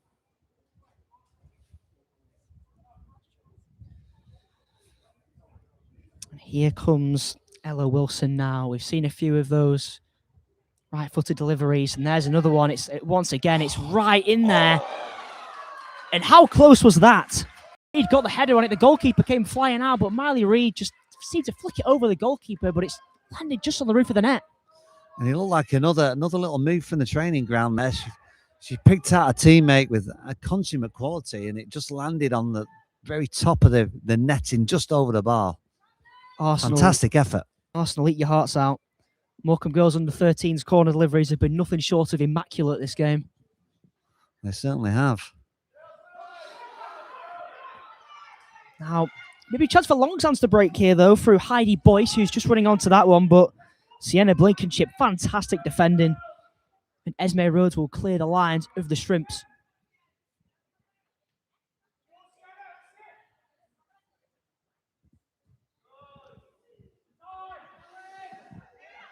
Shout of time there as Rio Aduku brings it down. She had a lot to work with. Once again, though, Morecambe intercepted, but Aduku's won it back. She's going to work it into the feet of Louisa Kitchen. And the ball smashed towards the left wing position, and Morecambe can safely see that go out for a throw-in. And time is slowly ticking away for Longsands to get back into this game. 3-goal deficit at the moment. Substitution for Longsands here. It's going to be Fern Barrow that's making way. Caitlin McCulloch is on. Just roughly 12 or so minutes left here. It's still Longsands juniors under 13s girls nil. Morecambe under 13s girls 3. Fantastic again from Lana Leslie, and Morecambe are just looking for that fourth goal to really put the game to bed. Ella Wilson now looking to chase that one. And she's managed to come away with it as well. Fed the ball down the left-hand side too, but Anderson's quick off the line as usual to smash it upfield. It's a great little kick out as well, but Morecambe will be the ones to get it under their spell again.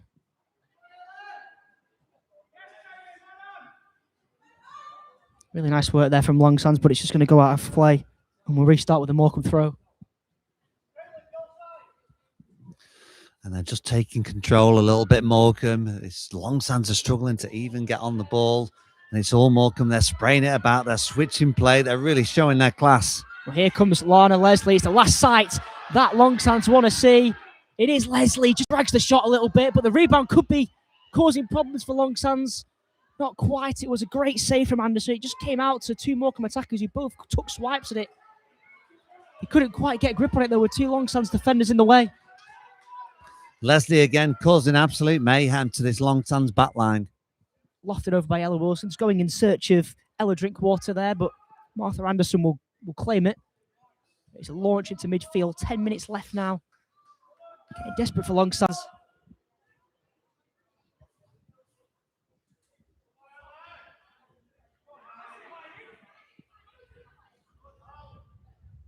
Ella Wilson, you know what ball she's going to play. It's towards. He actually worked his way into the middle of the field there, and once again, that was close, but good work from Anderson. Louisa Kitchen here. Just looking to get that ball. Once again, though, the Morecambe captain is there. Fantastic work from Sienna Blinkenship, and now here comes Lana Leslie. It's not a bad ball across the 6-yard box, but there's no red shirts there to meet it. Yeah, great pass again by Leslie. Puts it into an absolute danger area in the Longsands penalty box. They're able to escape it this time. It's really nice work there in midfield, and Longsands are just looking to build something here. It's Heidi Boyce who's chasing. Blinkenship giving her absolutely nothing to work with, though. That's a fantastic ball out wide to find Lana Leslie, who is under a lot of pressure, but once again, she's come out with the ball. She's fed it forward towards Toulmin, but Longsands just managing to keep hold of it, and Anderson will eventually clear. It's good defending. Kitchen's under a lot of pressure here. Down this right-hand side from opposite number 7, Rita Wignall. He sends the ball out of play for a Longsands throw.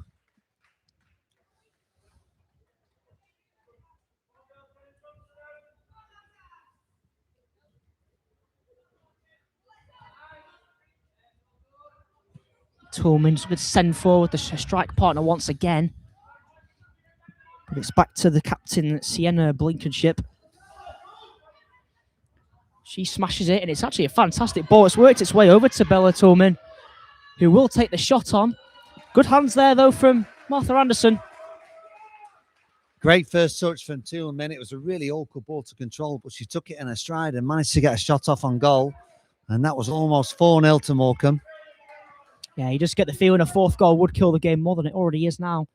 With 8 minutes to go, Longsands are chasing that 3-goal deficit. They could look to reduce it here, but fantastic defending from Mabel Howarth. And now Lana Leslie's going to take another chance to run at the Longsands defence, and that's magnificent. And Leslie's going to have a lot of space to work with now. Blistering pace here from Lana Leslie. Gets it infield. Toulmin takes the shot on. Bobbles just wide of the goal, but Lana Leslie take a bow. As far as wing play go, doesn't get much better than that. Absolutely not. And as we said before, she's given the fullback Cotgrave a torrid time down that right-hand side for Morecambe. I think Cotgrave will be glad to see the back of her on this final whistle, Connor. Absolutely. And Mia Golding's going to be the one to come on for Morecambe. There's also a substitution for Longsands. Maya Skiritska's coming on in place of Rio Aduku. Excellent effort from Aduku there. Deserves applause. Yeah, she'll feel hard done by to be on the losing side of Aduku. She's really fast feet, really trying to make things happen all afternoon for Longsands. It's not quite paid off, but Morecambe's quality has really shone through in this game.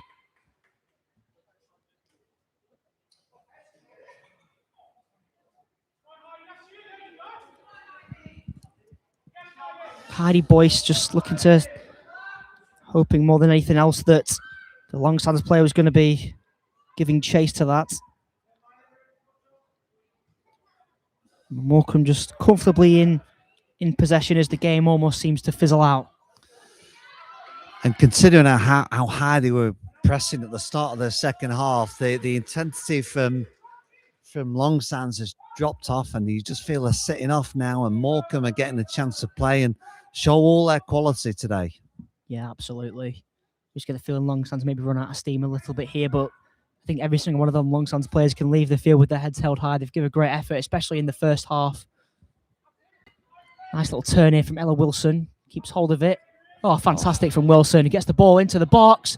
Tolman's there. Couldn't quite get the effort, and she's as frustrated as she'll ever be. Well, like Leslie, Wilson's been a constant thorn in the side of the Longsands back line. Very creative, putting some killer balls through, and that was almost another one there. It's almost front three of Wilson, Tolman, and Leslie have been absolutely phenomenal for Morecambe. And Wilson's won it back here. Is she thinking about the shot? She certainly is. And with the time ticking away now on this final, why not? Why not? That's gone high into the memorial stand. It'll waste a few minutes. She lined it up. She lined it up with her left foot, but unfortunately the quality just wasn't there to get it on target. It's going to be launched forward by Anderson. Lana Leslie was in the right position. She couldn't quite make contact. The ball bobbled just over, I think, there. Mabel Howarth will take the chance to get the ball back into play. 4 minutes left on the clock. Still 3-0 to Morecambe. Good defensive work, though, and it's lashed over by Heidi Boyce. Morecambe just... Oh, it's a fantastic ball. Just ran away from Leslie there. Now Longsands send it forward again, but I give it to Sienna Blankenship. It's not the first interceptions that she's made. No, she's done that all day. She's been an absolute rock back there. Touch there from Ella Wilson. Can't quite get it under her spell as Ruby Connor will look for a teammate, but we'll restart with a throw into Morecambe.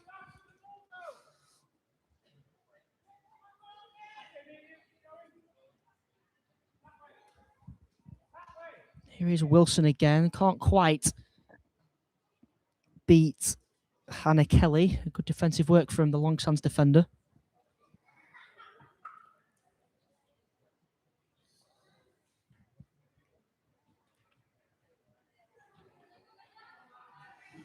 Morecambe again, really just looking to make it 4 and really get the icing on the cake. And Lana Leslie's going to have a fantastic chance to do that. And there is the 4th goal. Lana Leslie gets a well-deserved goal. And it's Longsands 0, Morecambe 3. Well, that's an absolute killer goal. It's nothing more than Leslie deserved after an outstanding display. And that was another goal that was nicely crafted and laid on a plate for Leslie just to go through and slot past Martha Anderson in the Longsands Juniors goal. And surely now that's game over. Yeah, you get the feeling that that is game, set and match.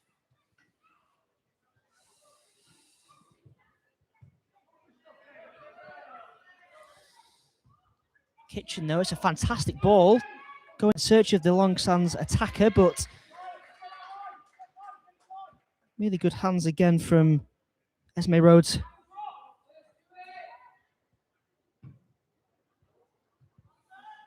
Wilson goes in search of Leslie, who gets it over towards Toolman, who feeds it into the feet of Miley Reid, but Anderson was there to clear. Oh. Fantastic interception again, though, from Sienna Blankenship. Blankenship is there again to snuff out that attack. She's been there all day, at the right place, at the right time. Really composed presence back there. Absolutely. And that's a great ball from her. It is. Bella Toolman's in here. She's going to lob the goalkeeper. Oh, it's off the crossbar. What a stunning strike that would have been. She could not have caught that any better, Toolman. It just didn't quite dip and it just smashed off the crossbar in the end. Unbelievable effort. Morecambe really are just showing their quality now with that ball from the back and what essentially was a good finish. Really unlucky to not dip in. to the back of the net. Morecambe now just kind of playing around with it. In midfield, it's smashed out towards Leslie, who couldn't quite get it under her control because the ball was very high and had a lot of pace on it.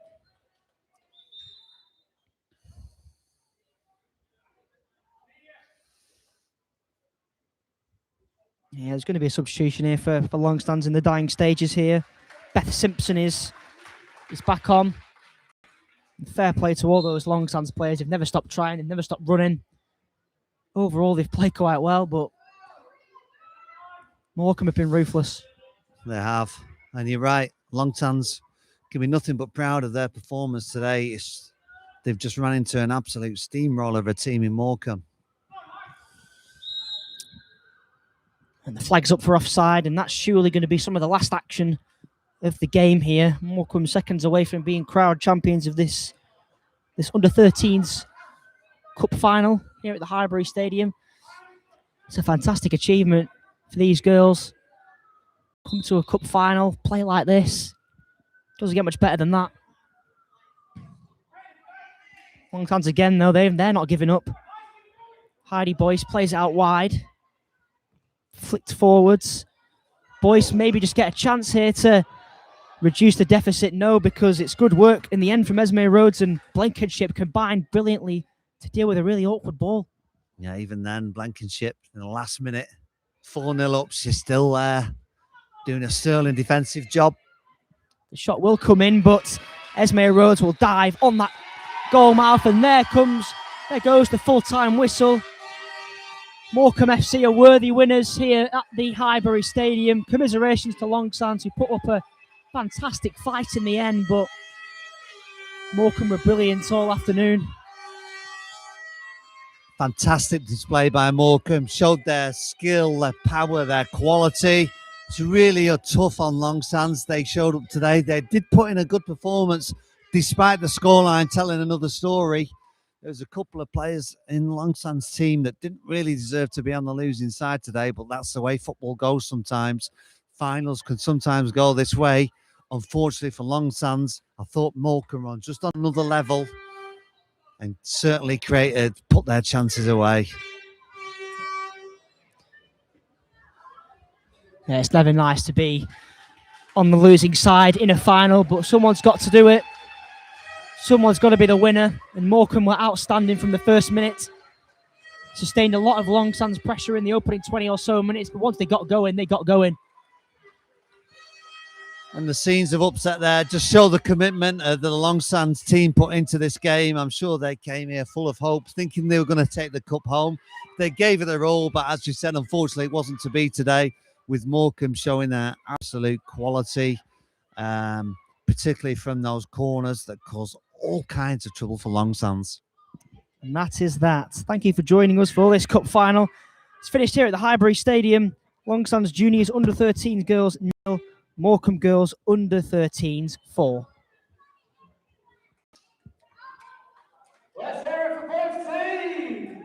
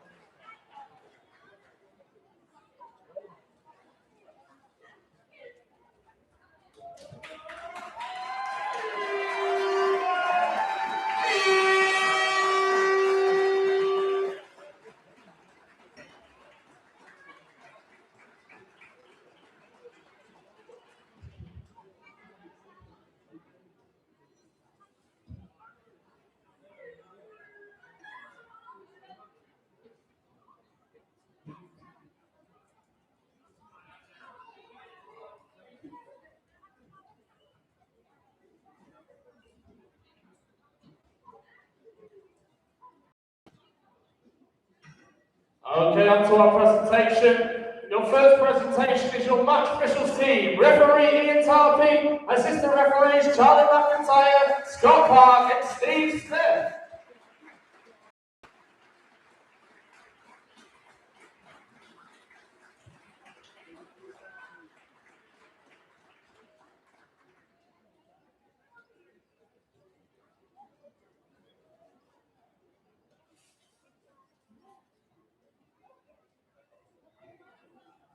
Next, we have our player of the match.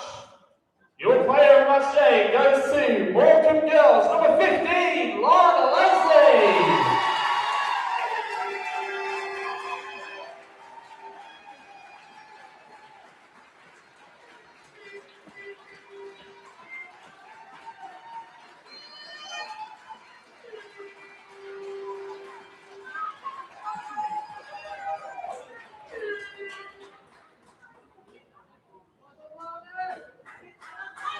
Next, we have our runners-up of the Under-13 Girls Cup. It's Long Sands Juniors.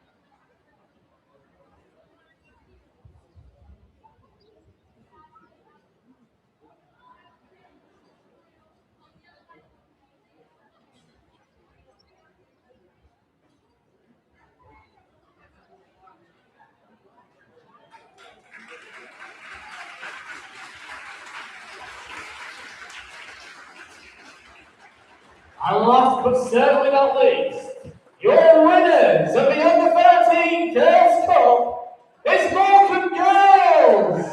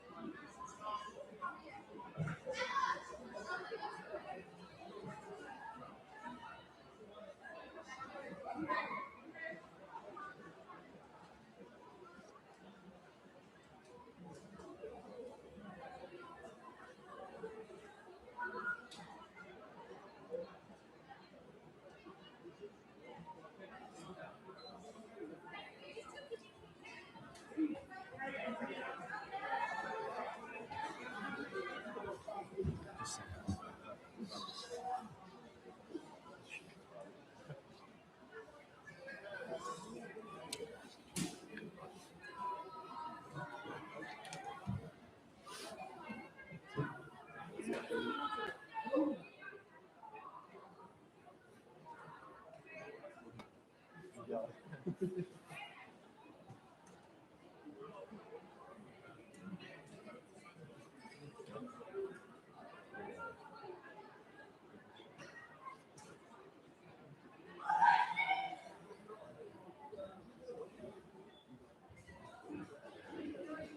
on to the kick-off of our last final of 2026, which is the under 15 girls plate between Exton Villa Purples and CX Sports. Get out and get going, you can hear you in the changing rooms. They'll soon be out on the pitch.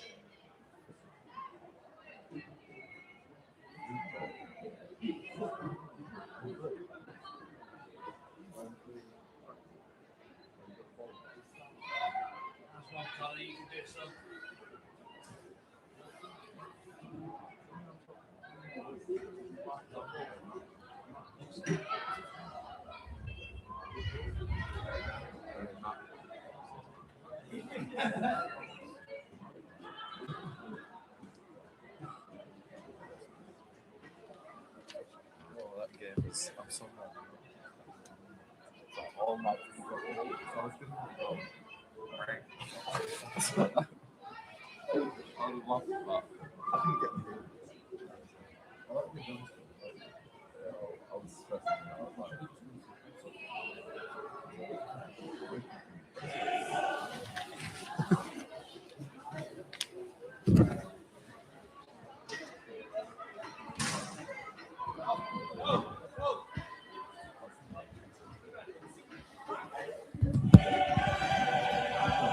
Please welcome to the pitch, your finalists, Exton Villa Purples.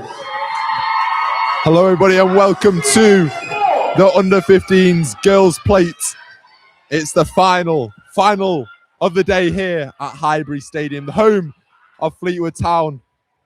And we have got an absolute treat today. It is CN Sports Under 15s against Exton Villa Under 14s. I'm Josh Bright, joined here in the commentary box by Isaac Hunter for what should be a fantastic game. Isaac, how are you feeling ahead of this one? Yeah, absolutely. Two great sides. Obviously, you have to be a good side to make it to a final. You know, you've got to show competitiveness, ambition, determination to get to a final. And to get to a final and play here at the Highbury at Fleetwood Town, an EFL standard stadium, you know, you've got to be a very, very good side.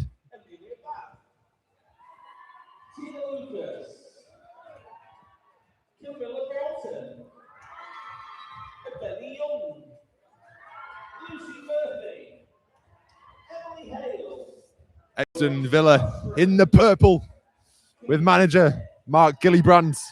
Also rocking the purple this time in his hair, though. That is quite something, Isaac. What a shot that is. What great commitment from the manager as well. Fantastic commitment, that's what you love to see. Oh, there's another manager with purple hair as well. This is brilliant. I'm liking this already. And CN Sports in the pink on the other side as they line up to get their photos taken quickly. Let's remember this day. It should be a great occasion regardless of the result. Both sides fought long and hard all year round to get to this point through the winter, the cold, rainy nights at training. It's all led to this moment, this cup final here at the stadium of an EFL club. What a moment to remember for these players, and hopefully we'll have plenty to speak about from this game and plenty to remember from this encounter. Yeah, I bet both sides are nervous. You know, cup final, it's natural. It's natural to have nerves, Josh. And you know what? I bet both sides are excited too because, you know, it's live here on YouTube and you're at the Highbury Stadium here at Fleetwood Town. Absolutely. It's just whether they can turn those nerves to be excitement today, Isaac. Yeah, certainly the excitement is definitely coming from the stands as well. Here at the Parkside stand that we're currently in. Yeah, we got the friends and family beneath us. It's great for them to be here and watching them from the stands. It's a chilly one from the stands, I'm not going to lie, Isaac. So those players will want to get moving quickly, and I'm sure we'll be in for a fast start because of that. Yeah, you want to get moving. Definitely get the blood pumping. Get that heart beating a bit faster. I bet it's beating a bit faster than usual. You know, especially just moments before kickoff. I think that's when the nerves reach its peak, you know. But, you know, it's a cup final. They've proved themselves enough to get to this point. Absolutely, and it will be Exton Villa who get us underway here in their purple strip. They'll be kicking us from left to right. CN Sports shooting from the memorial stand towards the Percy Ronson stand for this cup final. The referee checks we are all good to go.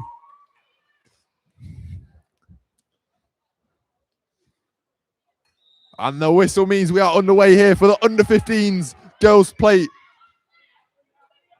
Exton Villa in their purple strip immediately looking to break up. CN Sports battling away, and it's a competitive start already. Amelie Hale straight into the thick of things there on that right wing. Lee Good passes it on to his player there on the touchline. It's a long throw.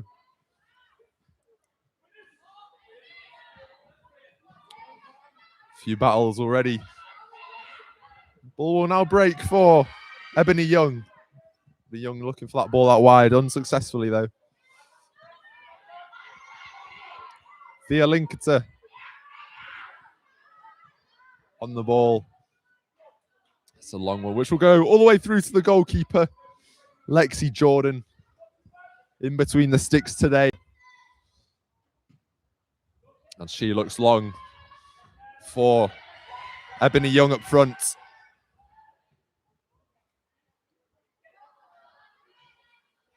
A few bouncing balls. Here is Young. Looks for the clipped one out wide to Thea Lucas. Lucas using a pace down the line and to some success running down the Highbury stand. Yeah, just a brilliant turn of pace there, Thea Lucas, to try and get past the mark. It was a good touch as well to chase on to. You know, it's positive play from Exton Villa early on. Eve Bentley with a long throw in towards the box. It's met by the head of CN Sports player, and they can now clear. Though not too far, only to an Exton body. Bouncing ball. Pressure placed on the Exton back line by Grace Rostron, who will now come across to take the throw in the number 12. Big leap and throw. She'll do it all again. So that's only cleared into touch.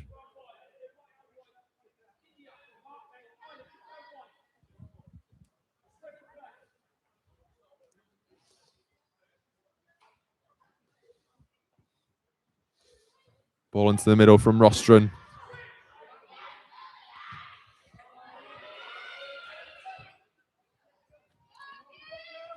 And possession will now change over to the other side.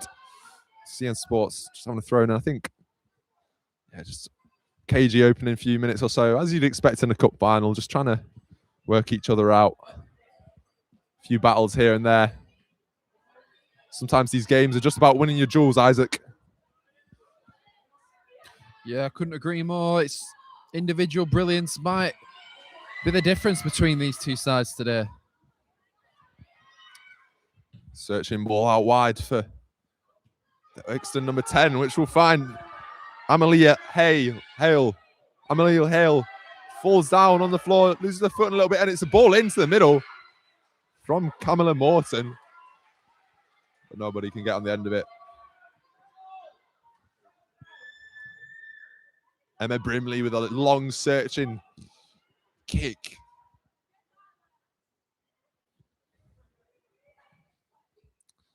Just a little bit of possession play from Exton as they look to hold on to the ball.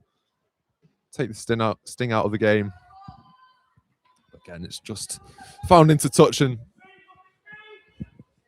no real chances early on. No real spell of possession so far for either side. Just a bit of back and forth. Oh. But CN Sports could be in here. And it's a great bit of defending from Amelie Hale. Back in a defensive position, the right winger. She's tracked all the way back there and she's forced it behind.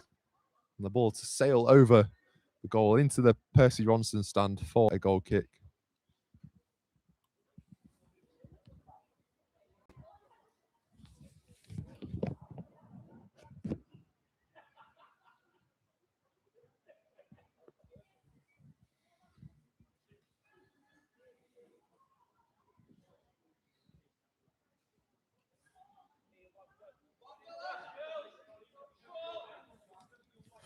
Jordan to take. It's a clip ball. Up towards Ebony Young. Closed down by Hale. Cleared into touch. Yeah, it seems the momentum has shifted a bit. I mean, it was Exton Villa in the first 4 or 5 minutes. CN Sports are growing into this game. Lilia Bailey looking to pile on the pressure. And it's going to come all the way back to Zawistowick Williams.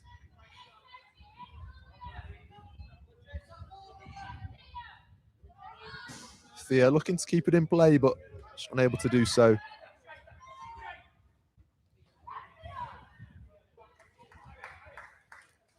Of course, Exton Villa under 14s here, up against side from the under 15s in CN Sports. So a year difference between these two sides. Isaac, how much of a difference do you think that can make on a day like today? Yeah, I mean, if the under 14s are competing in a league above, a cup above, you know, you've got to be a very, very good side. So I think they'll hold their own. They're clearly good enough to compete at this level. I don't feel being a year below will be much of a difference. And here goes Thea Lucas. Look at that pace. We've seen that from her already this game. And she looks to put the burners on. And she does so. Getting aside of the pitch. The ball's going to come back to Eve Bentley. With a chance to keep the ball for a bit, Exton. It's a nice play. Camilla Morton at the heart of everything in midfield, the number 7. Here's Eve Bentley again. Bentley past Morton. Holds onto the ball, and it's a good ball in behind. Hale's going to give chase to this. And Hale's going to put the pressure on, but looks as if Dolly's going to come out on top. She does so. And again, more is going to be required of the legs of Hale as she is asked to chase that one down again.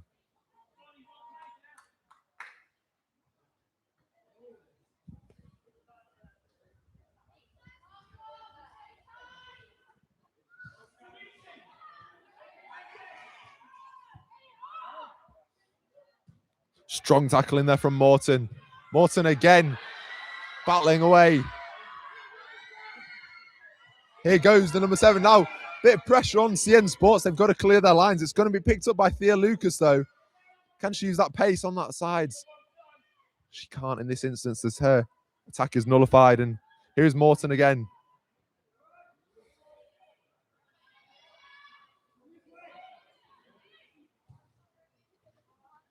Exton just with the ball. It's going to drop back to Morton. Morton with the ball in behind, looking for Lucas. Lucas is going to get there.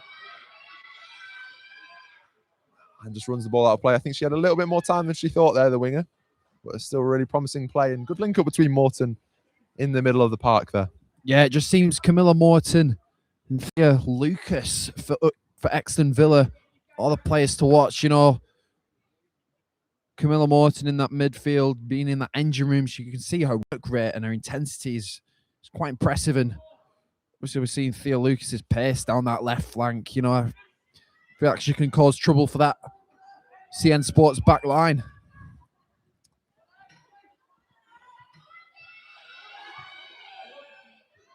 Bit of pressure there for the CN Sports back line, but they deal with it.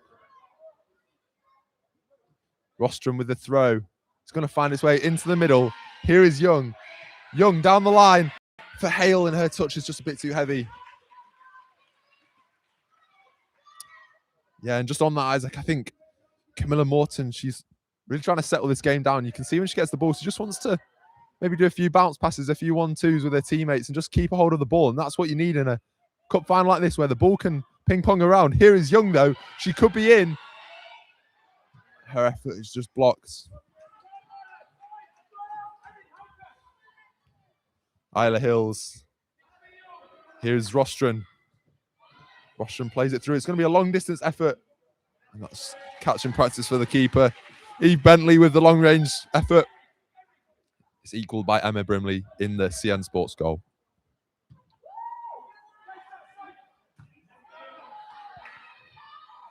Morton gets the body in the way. Here's Bentley. And again, they just look to settle it down, keep the hold of the ball. It's really composed play. Morton searches for Young. Young does well. Thea Lucas on that side, battling away. Here's Erin Fairbrother for CN. Bit of a heavy touch from Lydia Bailey, but it's going to come back to her defenders anyway in her pink shirt. Good ball in behind by El Habel. And just loses her foot in there, does the winger Hale.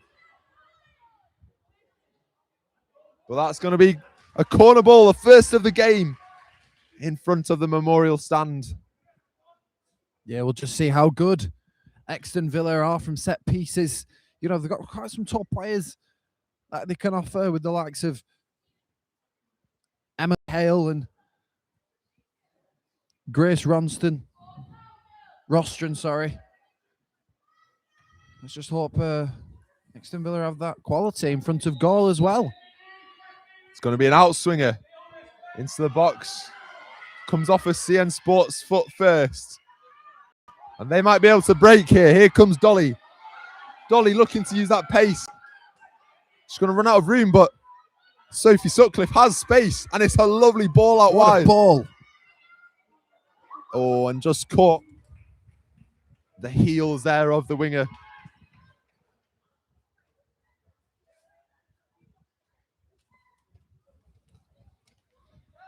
That was a promising break from CN Sports, from one into the other after a set piece. And Thea Lucas is back on her feet and back on that left-hand wing.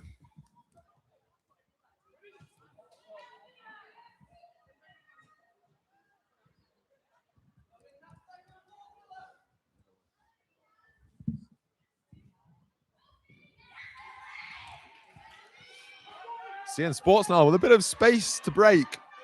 Exton out of position. Great little touch there from Sophie Sutcliffe. Isla Hills. Isla Hills to Sutcliffe.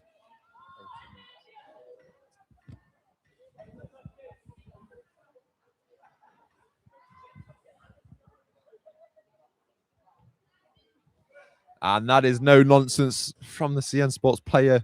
All the way back for a goal kick. Well, 12 minutes played here so far. No real clear-cut chances, but I think both sides are still figuring each other out. Yeah, I wouldn't say there's a side that deserves to be in the lead. It's quite an even game so far. The opening 30 minutes, it could still go either way here at the Highbury.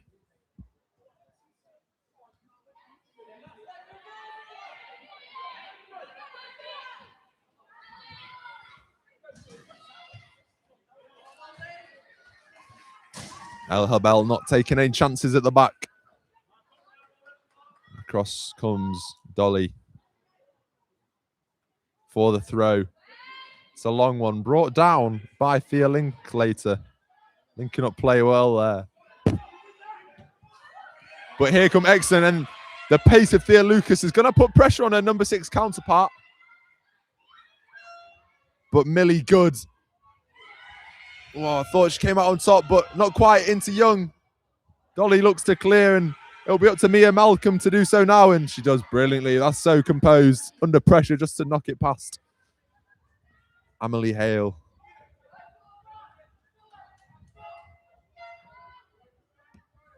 Wow, it's a great atmosphere here today. You can hear the fans and the managers in the dugouts in fine voice, and I think we've got an air horn as well, Isaac. It's making for a great occasion here at Highbury. Yeah, it's giving 2010 World Cup vibes with the Vuvuzela. Definitely a good atmosphere here at Fleetwood.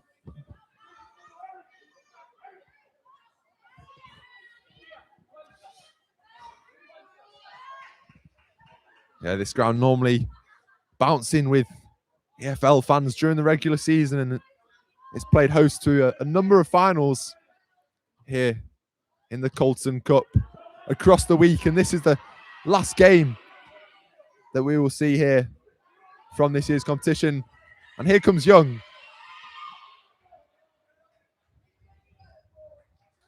She wins the corner. And yeah, you just wonder how much of an effect that atmosphere can have in playing at a big ground like this. Can also spur players on to be that difference, to be that match winner. And these girls will be hoping that can be them. They're going to have the chance to do so here, will the Exton players from the corner. It's going to be the out swinger again of Morton, the captain. Drilled one, cleared by the CN Sports player.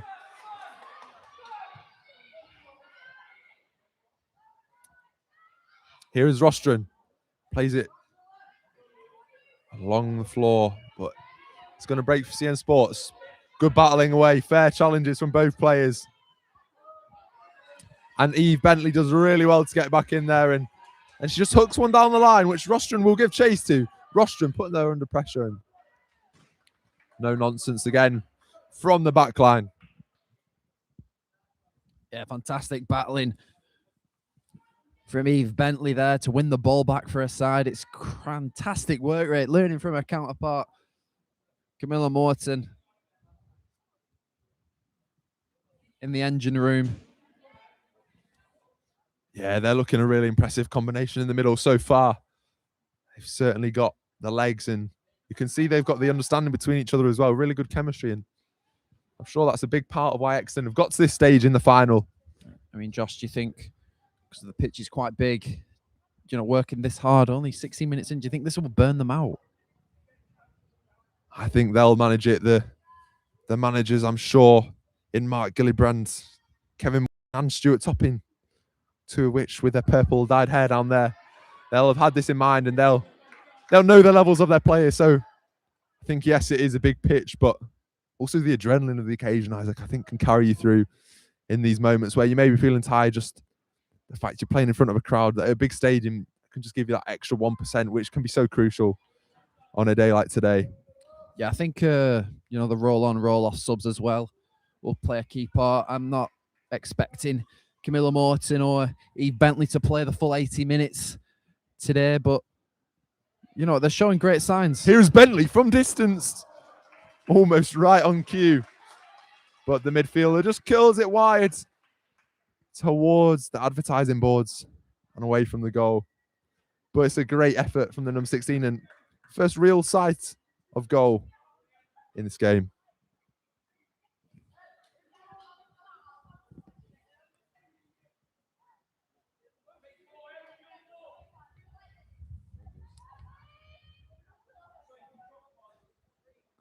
Brimley with the goal kick.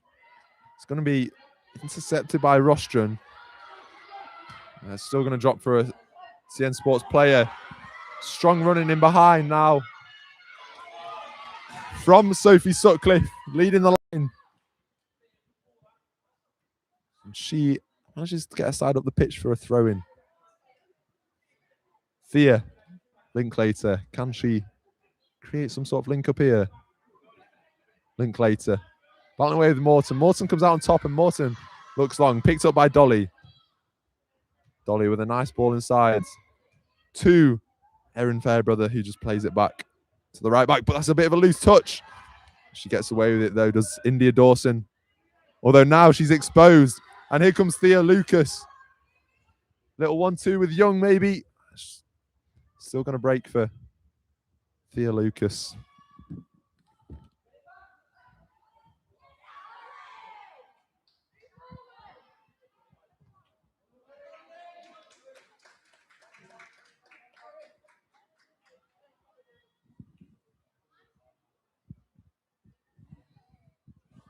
"19 minutes played here at Highbury, still 0-0.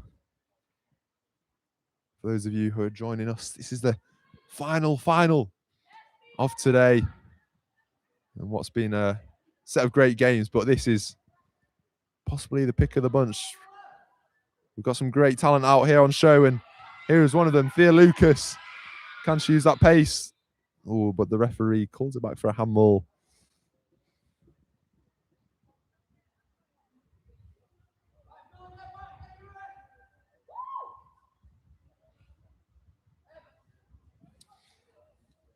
Well, Isaac, I just want to ask you, what do you think about the purple hair? Is that something you'd ever consider in the future? Not for me. I don't think I can pull it off like the two managers in the dugout for Exton Villa. You know, it shows great togetherness in the team. You can see that, obviously, with the coloured hair. And that's probably a big reason to why they've got to this final today.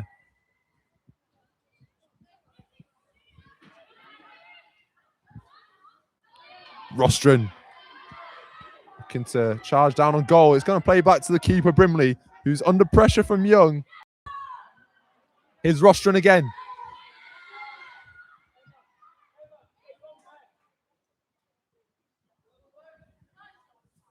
Freya Tates kicks the ball out for a throw in underneath the Highbury stands.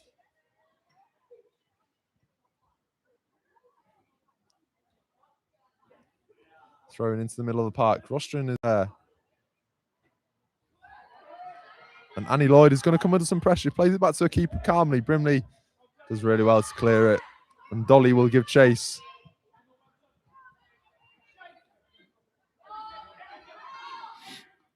It's another long throw. Brought down in there by Eve Bentley. And, appeals for a foul.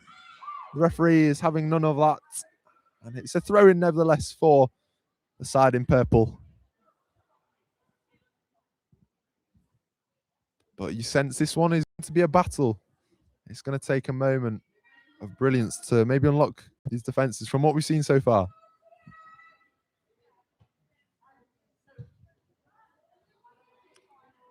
Bentley's cross all the way through to the goalkeeper.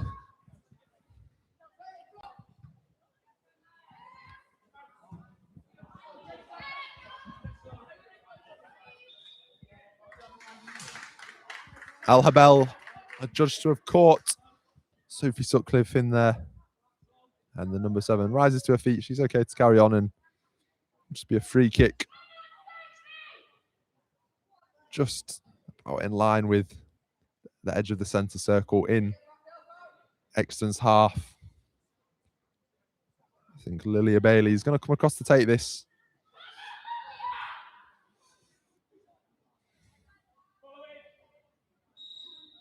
Hand goes up. And it's a strike from distance, I think. Well, I'm not sure whether that was aimed for teammates or at the goal herself, but had Lexi Jordan potentially worried for a minute. And real confidence there from the midfielder to have an effort from distance. It was good connection as well. Yeah, Lilia Bailey not getting too far away from the goal. It was put her laces right through that. I don't discredit that. I love the ambition. There's applause as the first substitution of the game is made. Well, midway through the first half. On comes to the pitch, Keely Smith.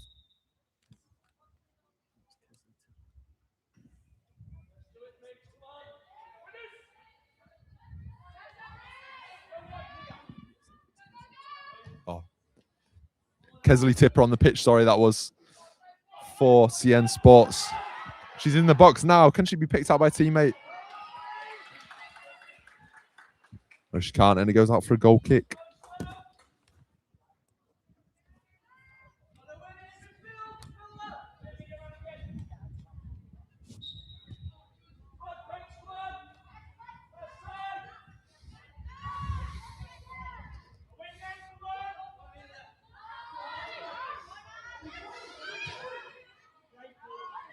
Great ball into Thea Linklater. Nice turn from the number 4. Leah, see you later. Here she is again. Thea out to 27 on the edge of the box. And Lilia Bailey again from distance. But it's straight at the goalkeeper.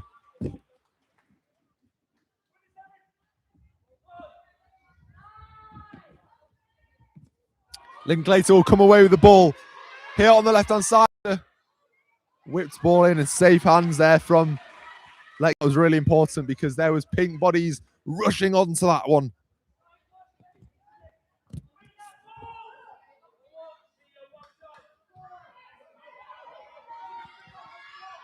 Dolly's going to come under pressure here from Amelie Hale. And really great play from the left back. Fantastic play up to Linklater on the left wing. Linklater with some nice turns and shows strength, possibly a foul in there. The referee doesn't agree though. And away comes Eve Bentley. Bentley with the ball into the middle. Searching for Young and almost picks her out, but Millie Good is there to put it behind for a corner. Eve Bentley really living up to her surname in that engine room.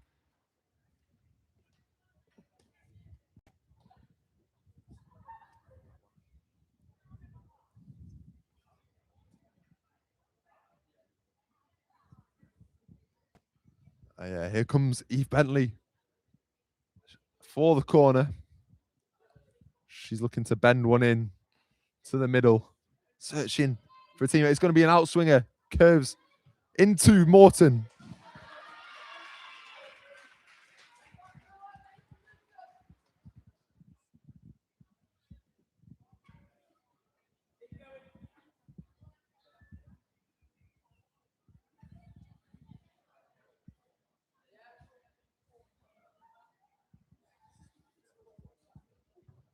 Emma Brimley searches for a teammate. It's picked up by Eve Bentley. How many times have we said that already?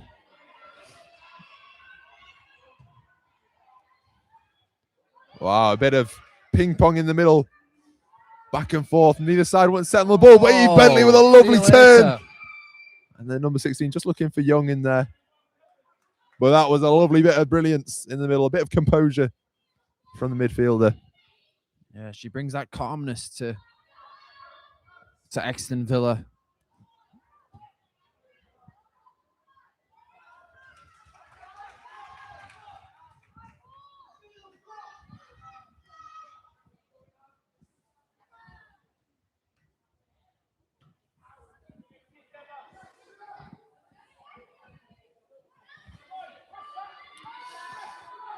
El Habal back to the keeper. Cleared. Wide to be picked up by Lucas, who, never mind, can't get on the end of it. It's good effort, though, from the number 6.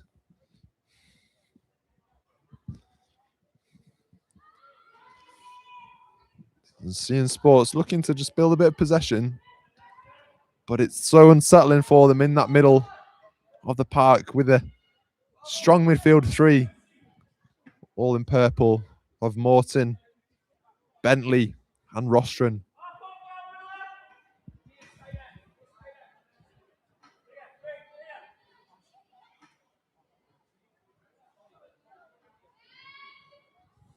Long ball in, almost drops Sophie Sutcliffe.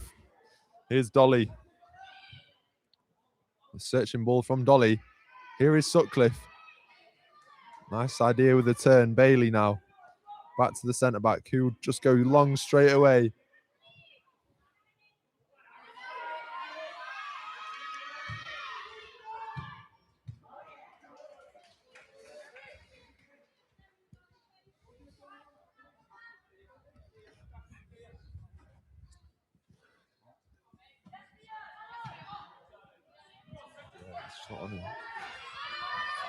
El Habel comes across. El Habel still with more to do.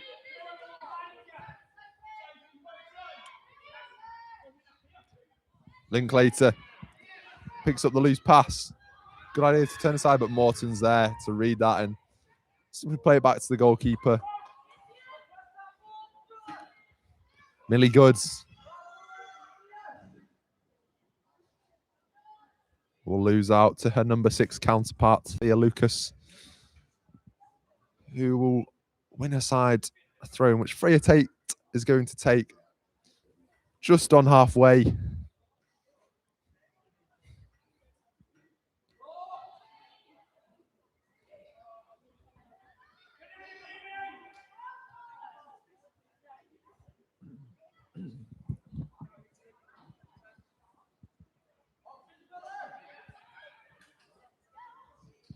Great touch from E. Bentley, and second one not quite as good.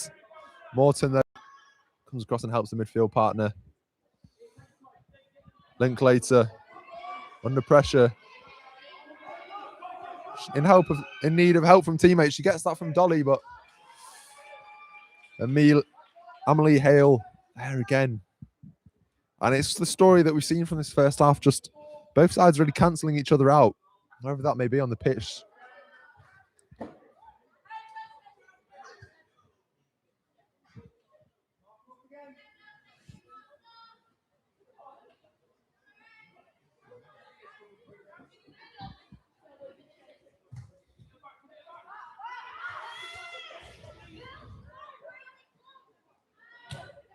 Morton into Young. Young just can't quite get it under control. Here goes Thea Lucas. But it's great defending from Millie Goods.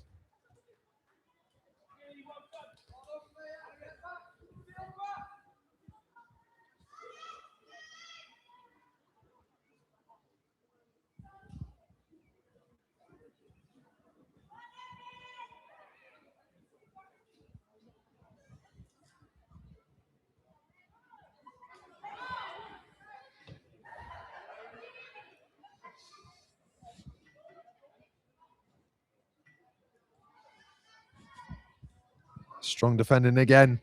Both sides just battling away with each other. It's so even out there in this first 31 minutes here at Highbury. Just waiting for the game to really spark into life, I think. To get the crowd involved as well, Isaac. That could play a massive role. Yeah, I think first half's definitely just a half of getting to know each other, you know, feeling each other out, getting to know where the strengths are, where the weaknesses are. I'm sure Mark Gillibrand for Exton and CN Sports Lee Good will make some tweaks at half time to hopefully spark life into this game. Here comes CN Sports though, on the edge of the box. Sutcliffe with a nice little roll to turn. But Eve Bentley is there.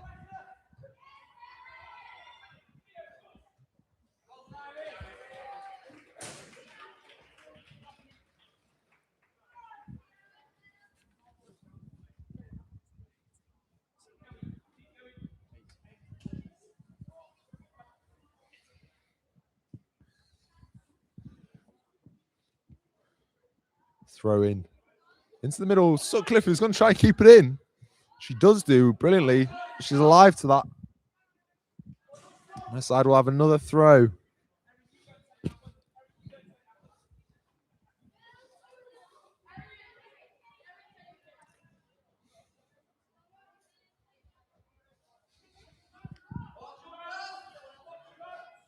Possibly a long throw here from Erin Fairbrother. Oh, not sure what happened there. I think that's a foul throw.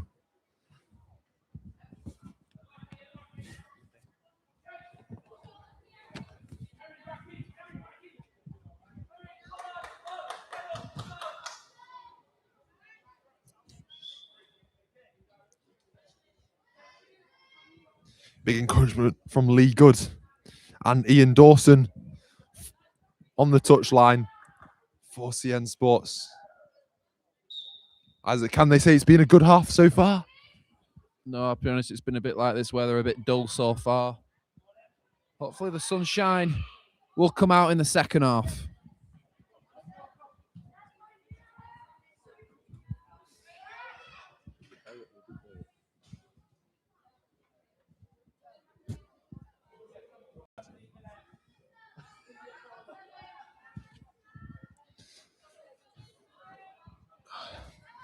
Dolly battling away with Rostrum. Here is Eve Bentley. Oh, pardon. Thea Lucas there. Here is now Eve Bentley, who gets turned by Lilia Bailey. It's a lovely ball in behind. Into the path of Kelsey Tipper. Tips it wide.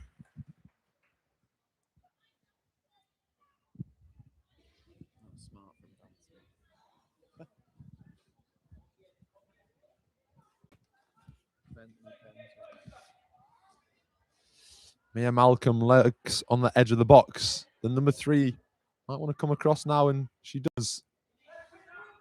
Thea Lucas looking for Young. Can the Purples break here? Lucas, long ball in, behind. Young will give chase. Will come out with it. Young through on goal to make it 1-0. Straight at Emma Brimley in the CN Sports goal.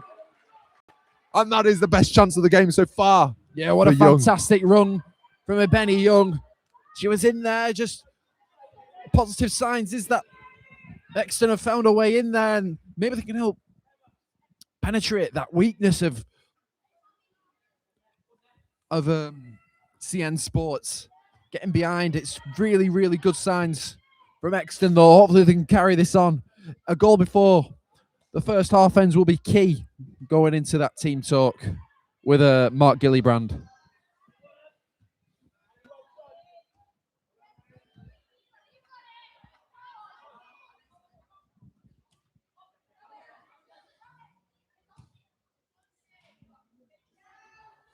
Morton with the header. Back to her centre-back, who will clear. Lucas knocks it past her fullback. Here goes Lucas. Millie Good's going to come across and help out, though. And Millie Good is on hand to dispatch that out of danger. Although they will come again, will the purple shirts. That ball is just a bit loose. You can see the idea, but nobody able to get on the end of it.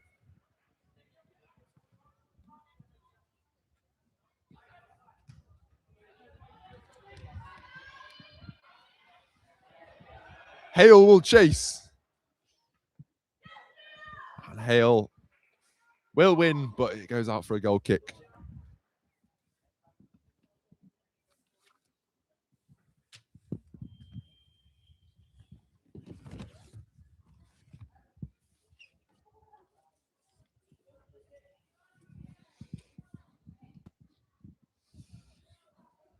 And we're approaching half-time here. I wonder what is going to be going through the minds of Mark Gillibrand and Lee Goods in these big occasions. Could it be a little tweak, a change of personnel, which gets their side over the line? Or is it going to be words of inspiration to the 11 out there on the pitch, which sways the tide of this one? That'll be going through their minds, I'm sure. With about 3 minutes left to play in. There's some subs even before the break. On comes Lucy Murphy for Exton. The purple number 9.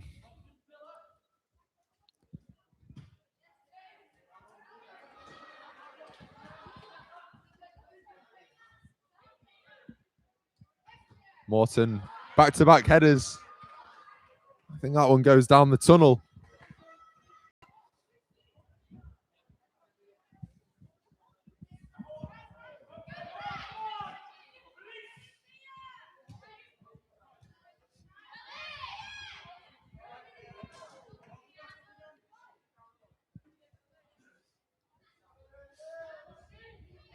Here comes the left back, Dolly.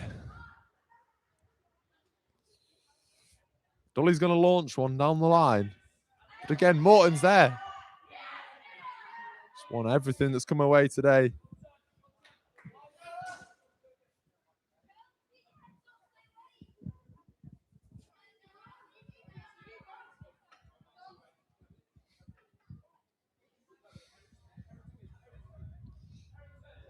Morton wins the header again. Fantastic from the midfielder.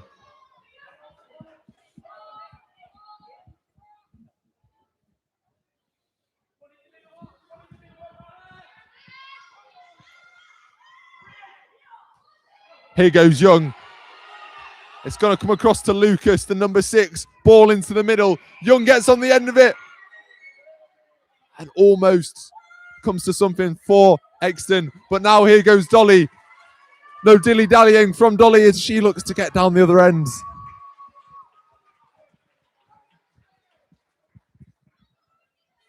But her run is just come to a halt.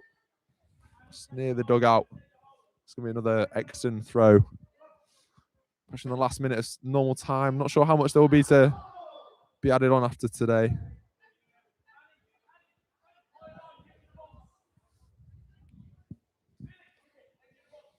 Handball, and it's going to be a chance late on to swing one into the box, test that CN Sports back line who've risen to most challenges so far.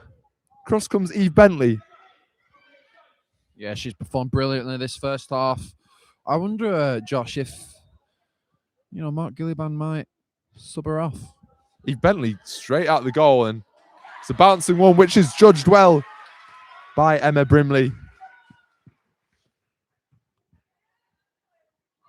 Sometimes those are tough ones. They look simple to the eye, but as a keeper, you've just got to watch it all the way into your gloves. Morton battling away brilliantly again.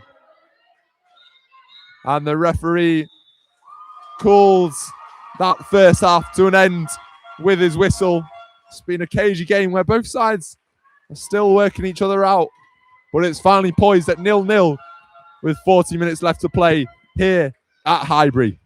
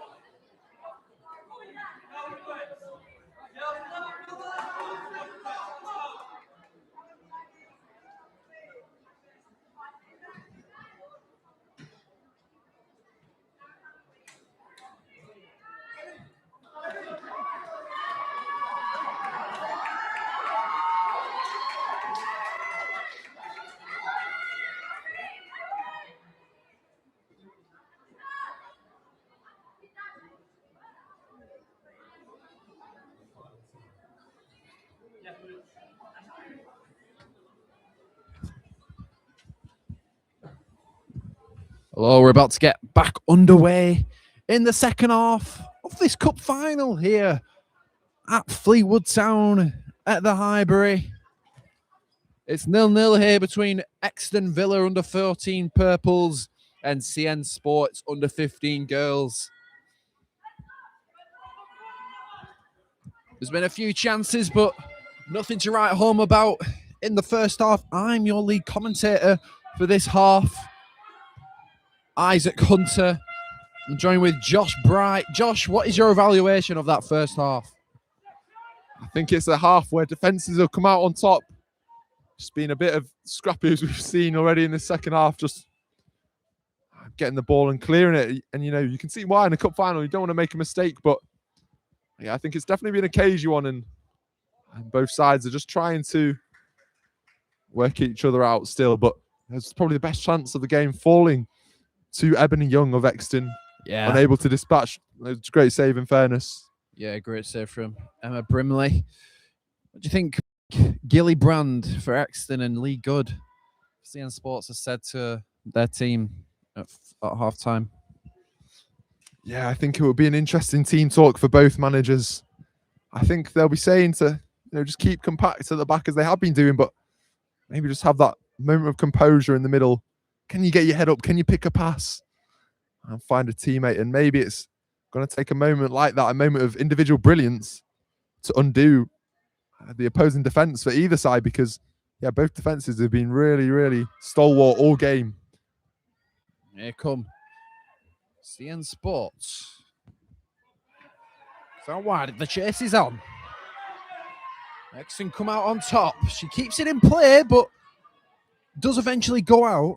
Number 9 for Exton Villa, Lucy Murphy, was chasing that, but is into the clutches of India Dawson. India Dawson gains yards with that throw-in. She restarts.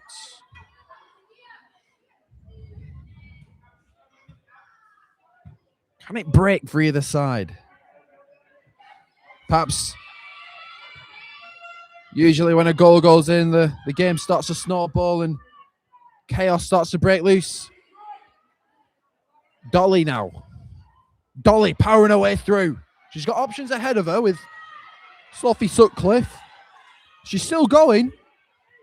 Good defending from Lean.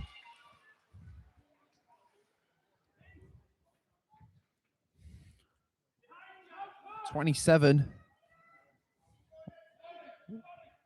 Lilia Bailey.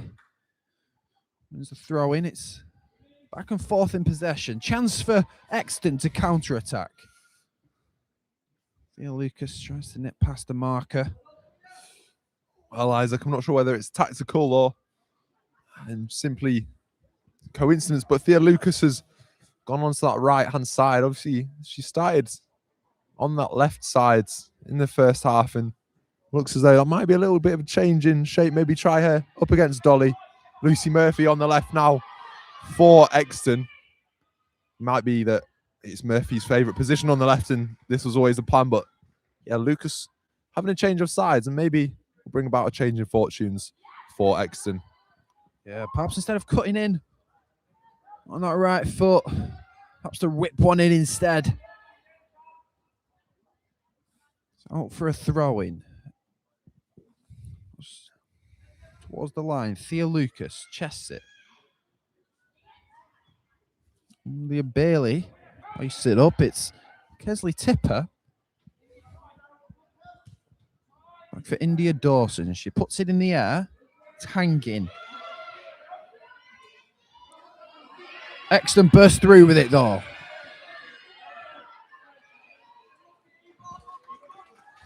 CN Sports throw-in. Kesley Tipper battling well.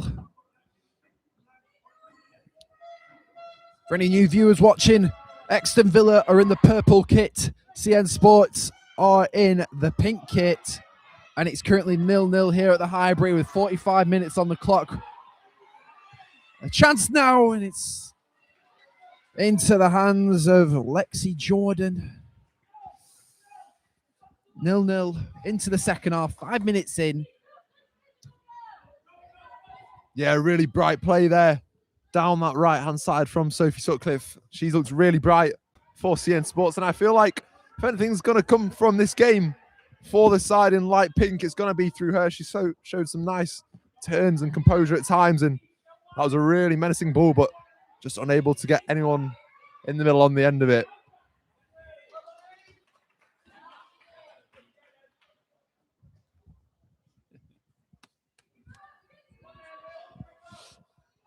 Eve Bentley on the throw-in. Short to Eve Bentley. She gets a ball to the edge of the box for Thea Lucas. She's still on the ball. Exton, what can they do with it? Grace, nearly to Ebony Young. Kesley Tipper. Kesley Tipper again. Finds a teammate in space. Erin Fairbrother. To Thea Linklater.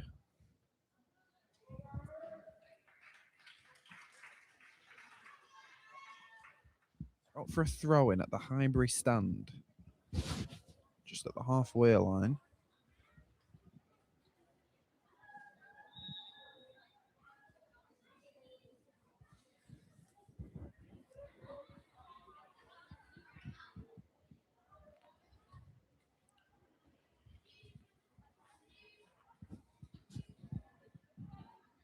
Bit of a scramble. Eve Bentley comes away with it, and it's a really defense-splitting ball. Thea Lucas, staring down the barrel. It's a shot. Oh, and it's a save. Emma Brimley secures it.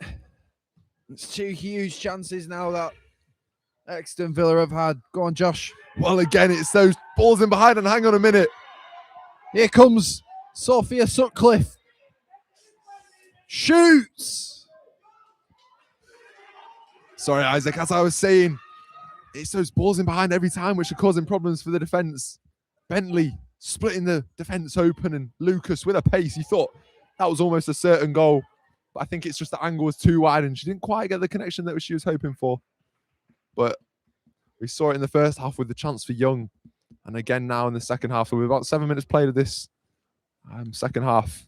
Lucas getting in behind. I think that's going to be the way that this game is broken.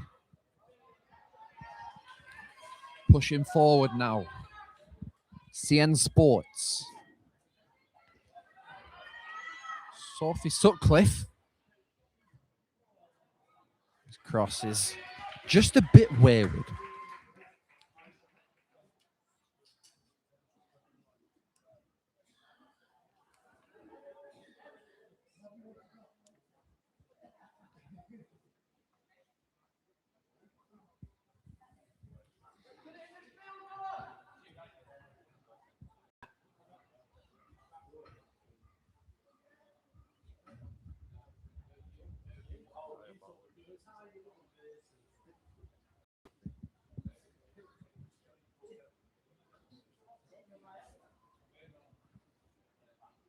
Goal kick for Exton.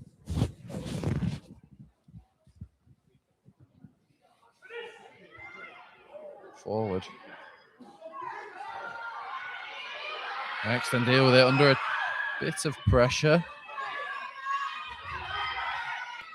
Kesley Tipper.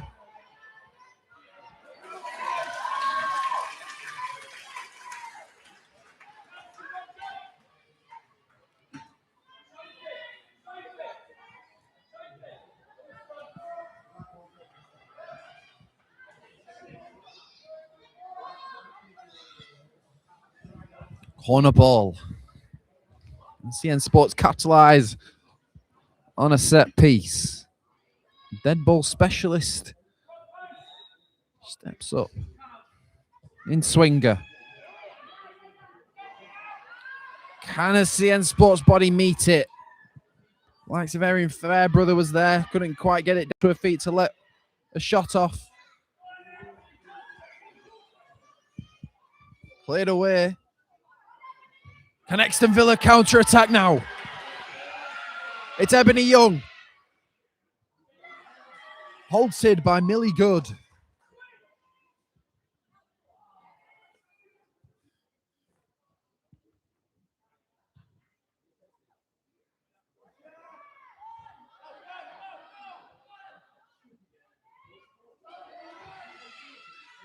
Back on fourth and possession. CN Sports now. The chase is on. Sophie Sutcliffe. And she's second down. By Lean. What's the decision? She was through on goal there. Sophie Sutcliffe. Well, I think in a professional game, you might be asking the question of last man, but this is only under 15s, and I'm glad the referee's not gone for his pocket. It was an honest challenge and just coming together, and it was definitely a foul. Just outside the box. Look at how close that is, Isaac. So the referee checked with the line, and the line is just said just outside the box. And Lilia Bailey, she had an effort from distance earlier on in this game. Just wonder if this is in her range. Bit closer to goal now. Wall of force she's got to beat. Can CN Sports open the scoring? It's over, and it's over the bar as well. Promising signs though for CN Sports. The chances are there. And you just thought that one might nestle in the net. It was a good connection, good strike of the ball. A bit too much on it. It's always difficult to get it up and over the wall from that sort of distance.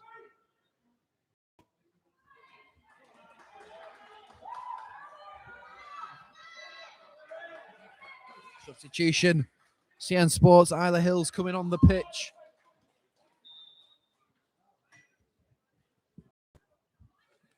Isla Hills coming on the pitch for Erin Fairbrother.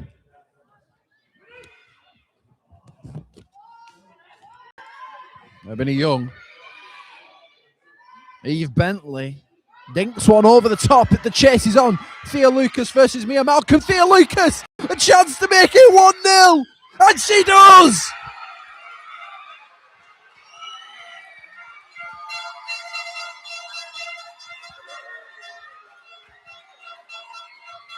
And the crowd jubilate. Thea Lucas capitalises. It's 1-0 to Exton Villa. Well, she switched wings to the right-hand side, and there's your outcome. Goal. Well done, Mark Gillibrand. It's a tactical change, which has had massive effect, and it's that pace in behind, which we mentioned, that ball in behind the back line, and they just couldn't live with Lucas's pace there, and it's composure personified as well. You've got time there. You can hear the crowd, and she just picked her spot and dispatched it past Brimley in the goal. Yeah, fantastic. Yeah, Brimley couldn't get anywhere near that. It was a lovely finish into the bottom left corner.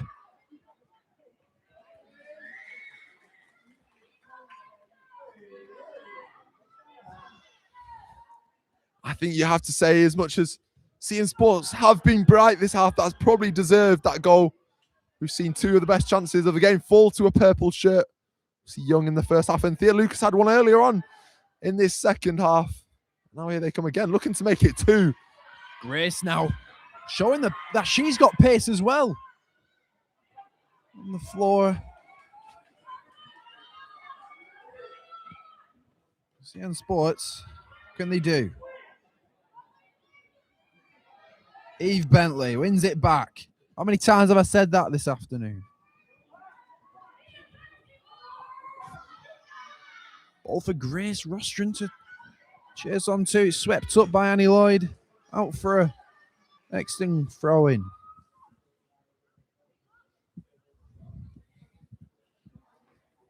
Yeah, and I wonder how much tired legs are going to make an impact on this game as we progress. 54 minutes played, but there's certainly some tired bodies out there. They've left it all out on the pitch thus far, and it might be that there's a change needed now, or just a break in play, I think. Yeah, Grace Rostron. She's taking a minute to gather herself, I think. I heard shouts for an inhaler.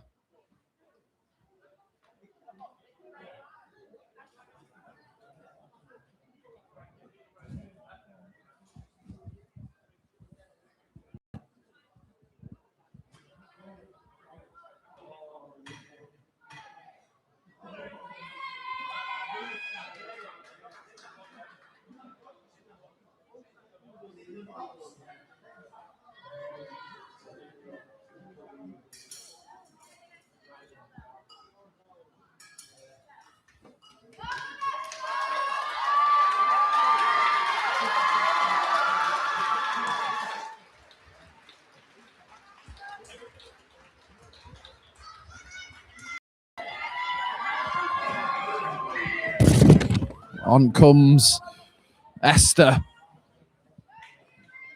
Esther for Exton Villa. Making way for Grace Rostron.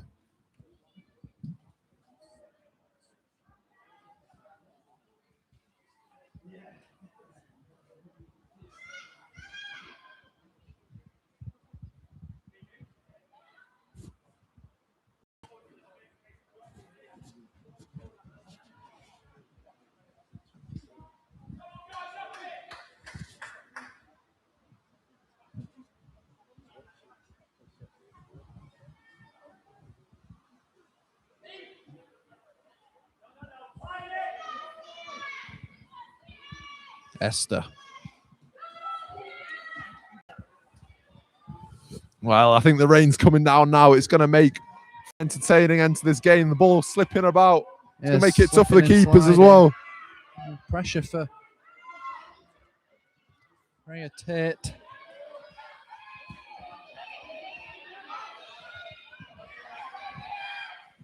Lucy Murphy tries to knock it past Nia Dawson. Esther now.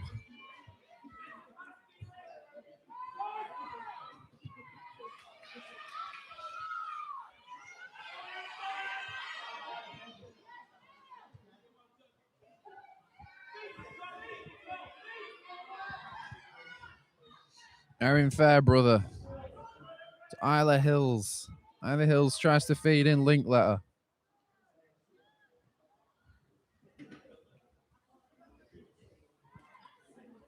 Isla Hills. Close.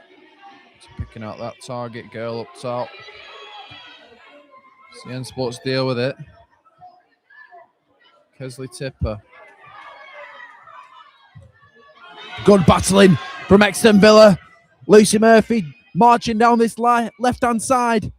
Can they get a ball into the box?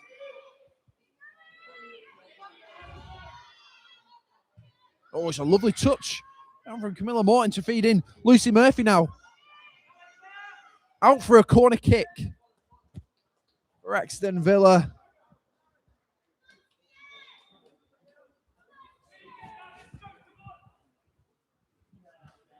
Can they double their lead to 2 goals?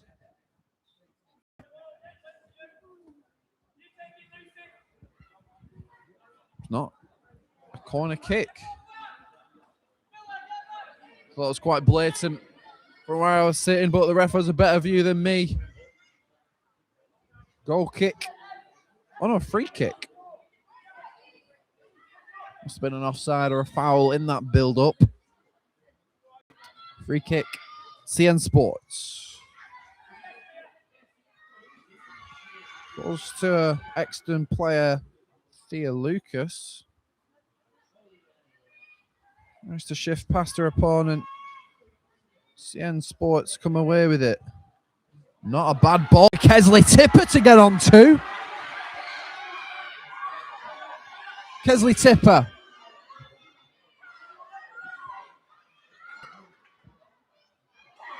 Gets one in there. Ooh, Sophie Sutcliffe goes diving in and Lexi Jordan has gone down.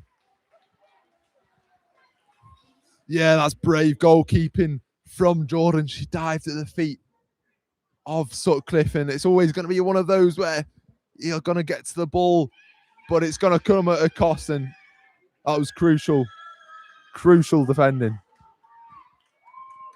Indeed.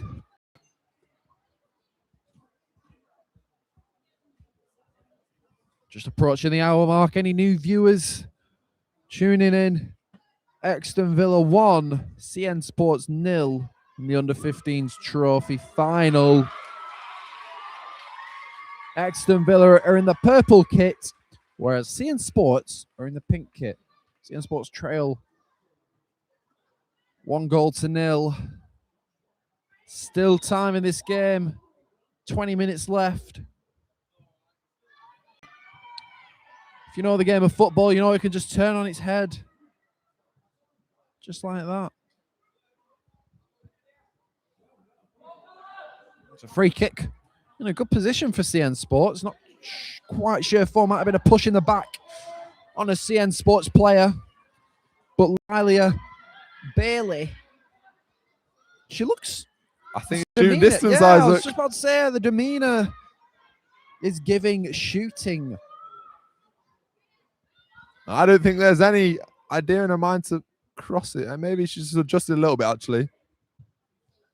Maybe a very deep cross to Sophie Sutcliffe, maybe, but ultimately it does go out for a goal kick.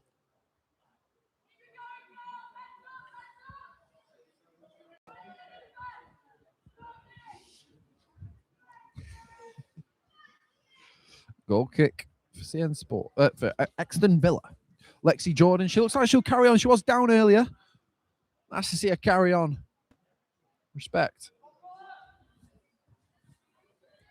Floodlights just come on. Oh, CN Sports have won it in a good area. Sophie Sutcliffe gives it to Thea Linklater. She'll think later about that one. Couldn't quite guide that one on target, but she's won her side a corner ball. floodlights coming on here. I just wonder who's going to be that shining light on that pitch. Oh, that's a good one. Thank you. It's a game which needs a bit of a spark, really. In swinger now. Life. Law driven. Erin Fairbrother. Back to Erin. Number 3 for Exton. And a body on the line. It's safe hands though for Brimley. Being absolutely certain to not let one slip. And with the rain, it makes the surface slippy, the ball slippy. Quite hard to read the flight and the pace of the ball on a wet surface.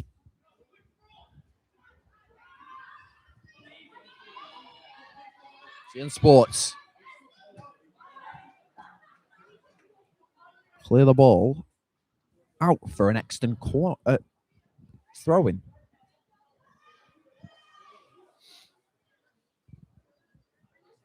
Freya Tate. Freya Tate's throw-in goes out for another throw-in. But into the hands of Eve Bentley? No. It's to Esther.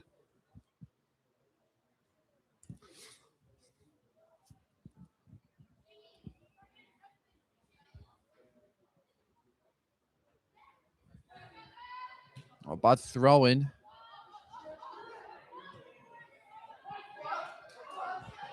CN Sports looking a bit more dangerous now. Thea Linklater chasing it. Obviously, Thea Lucas is there before anyone else is. Know how fast she is. Eve Bentley. Morton. To Lucas. Chops inside. She's got options. Chooses Eve Bentley. Eve Bentley nearly slides in. Ebony Young. Kelsey Tipper.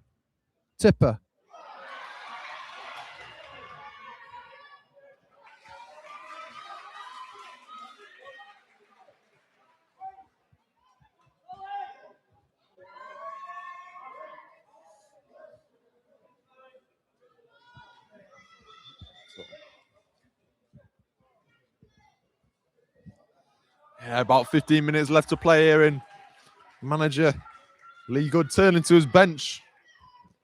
Hopefully this will have a good impact for his side because they need it. Time is running out. Yeah, Martha Jeffrey coming onto the pitch.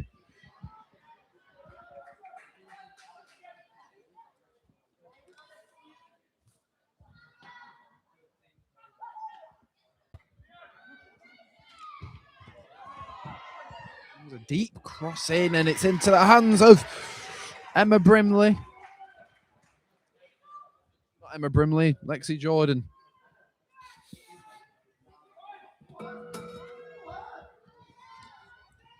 CN Sports now.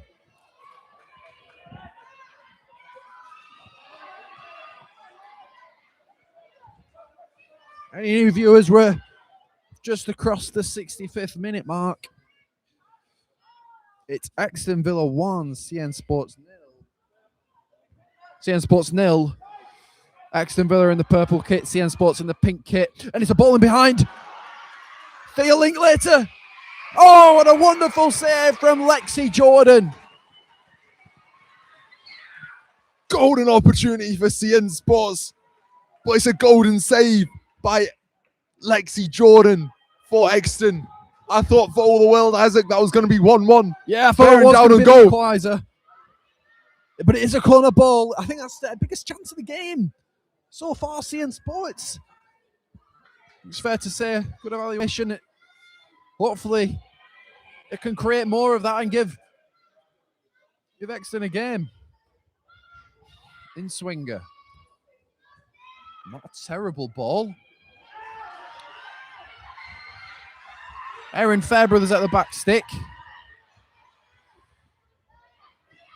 Thea Lucas.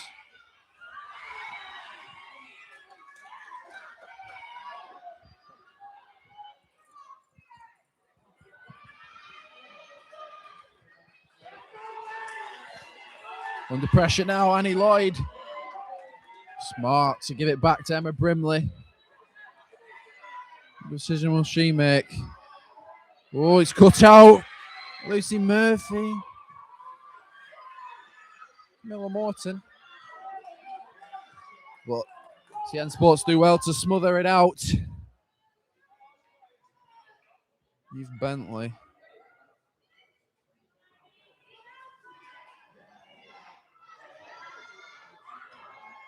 Oh. Shot. Save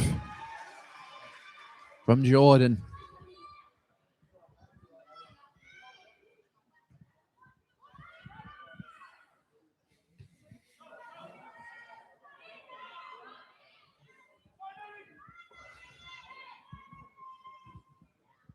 Phil Lucas on the run now. Bentley to Morton. Good interplay between them two. Phil Lucas puts one in there. Lucy Murphy. Can it break? A chance! Oh, but it's a save. Ebony Young from point blank range against Emma Brimley. With about 12 minutes left to double Exton's lead. Josh, Well, speak to me. I'm just looking at the CN Sports bench beneath us. They were celebrating that absolutely wildly, and they might be Here we are celebrating in a now. minute. Sophie Sutcliffe. But they're defending from lean out. Yeah, Alhabil. sorry, Isaac, they're going wild beneath me, and I think they knew how big of a save that was just to keep them in it. I think Young expected her to dispatch, but it's a fantastic save to get high and claim that one, and now they've got a chance at the other end to equal this one up. Absolutely. Hopefully CN Sports can get an equaliser in this game. Give the neutral. What to cheer about? Looks like Grace Rostron is coming on, as well as Emily Hale for Exton. Grace coming off injured. Nice to see her back on the pitch. Grace the pitch with her presence. It's a corner ball. In a bad spot. It's a goal kick though.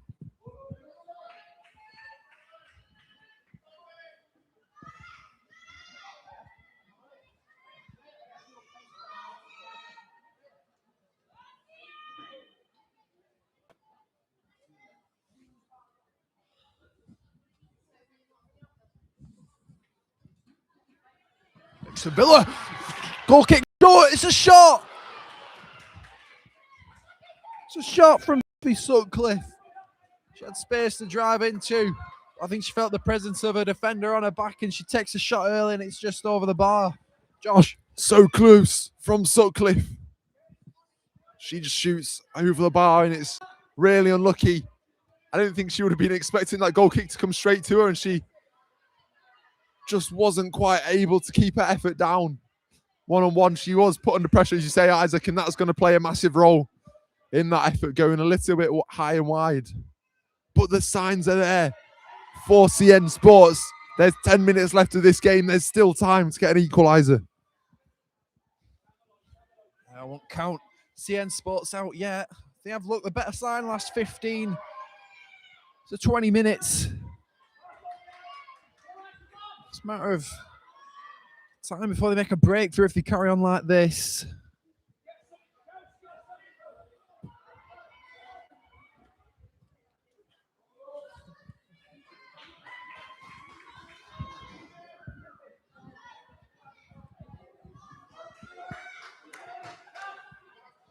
Well, I think we can definitely say this game has opened up a little bit in the second half. It's still pretty cagey, and that's why the scoreline is obviously 1-0, but I think both sides have managed to fashion a few more opportunities for themselves. It's just whether they can take them, as I thought that was going to break for Sutcliffe there.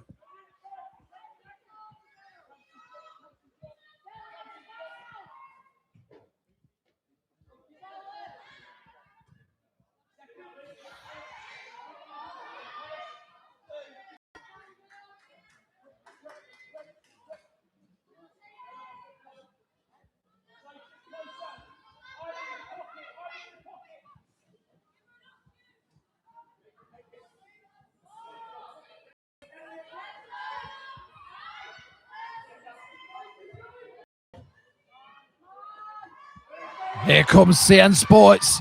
Not a terrible ball into the box from Sophie Sutcliffe. I definitely think she's been one of the most influential players for CN Sports so far in this second half. Well, Isaac, she's done that a couple of times. Just got down the right and put a nice ball in. They just need someone in the middle there to capitalise, I think.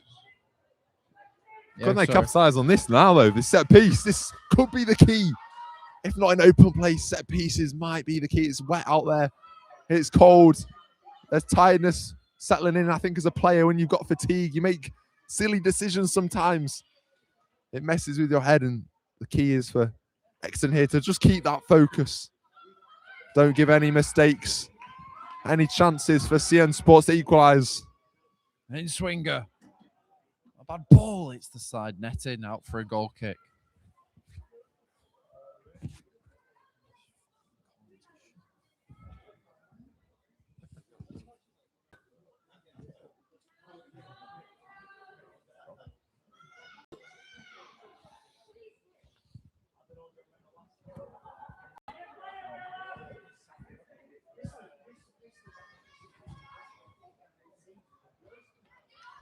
Header.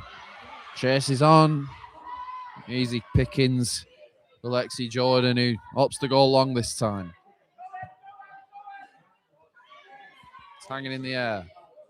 Really young. Not quite getting into the path of Thea Lucas.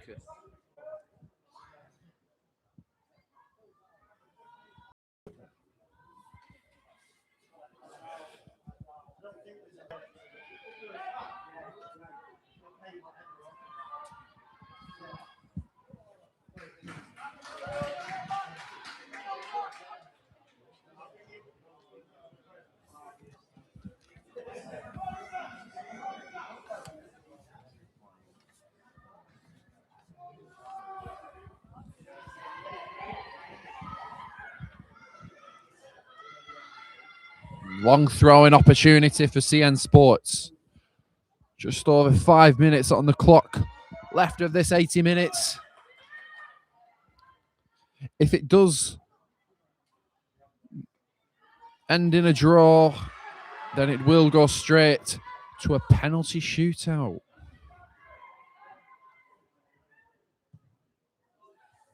Get it clear. Brilliant from Lean. Grace Rostron gives a ball for Thea Lucas to chase. And you bet your bottom dollar she gets on the end of it.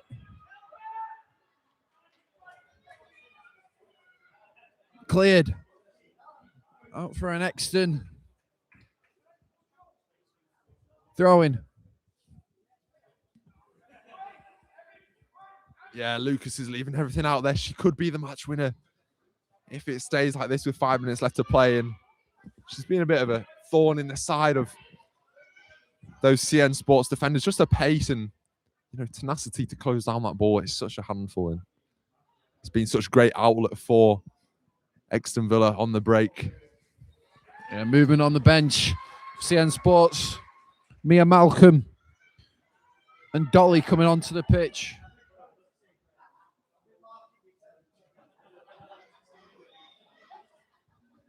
Grace Rostron. Rennie Young, Thea Lucas, Ebony Young. Eve Bentley. Eve Bentley in space to let one rip.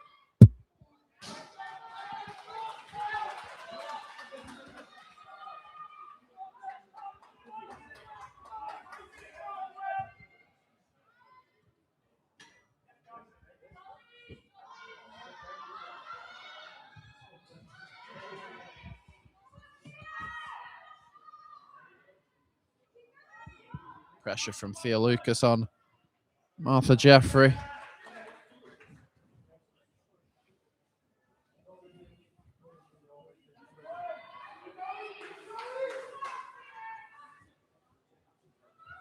Three and a half minutes left of the 80. Camilla Morton. Brilliant from Morton, just sweeping up all those loose balls. First and second balls, she's there to it every time. It's a fantastic midfield play that sometimes goes under the radar. But the number 7 is just quietly keeping this game ticking along for Exton Villa. Eve Bentley linking up everyone. Thea Lucas. Lovely pace. Shot. Blocked it out for a corner ball. Ebony Young with the effort there. Out for a corner kick.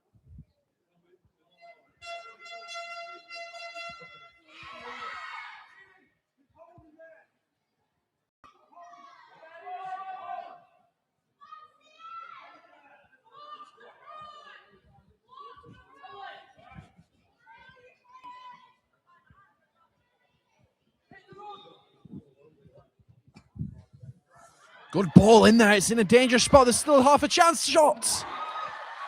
There's a shot from Emily Hale into the hands of Emma Brimley.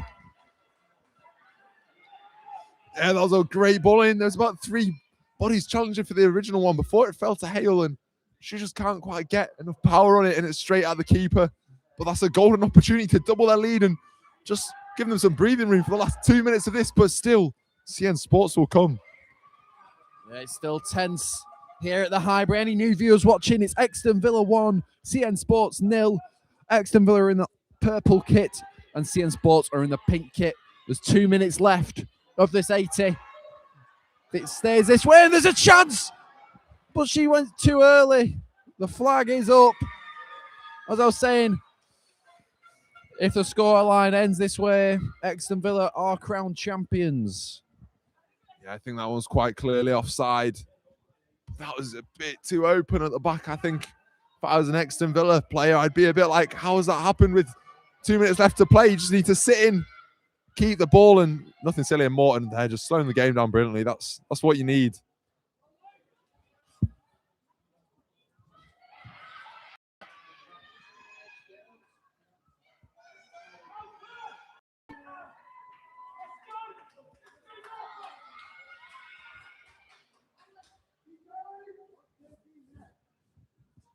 Throwing. Eve Bentley. Lean. Mia Malcolm. In possession of CN Sports. Not a bad ball, and Dolly's on the end of it. But she's offside, is Dolly. I might seal the deal. There's 30 seconds left. Oh, and tying the laces of the goalkeeper. I don't think that's time wasting.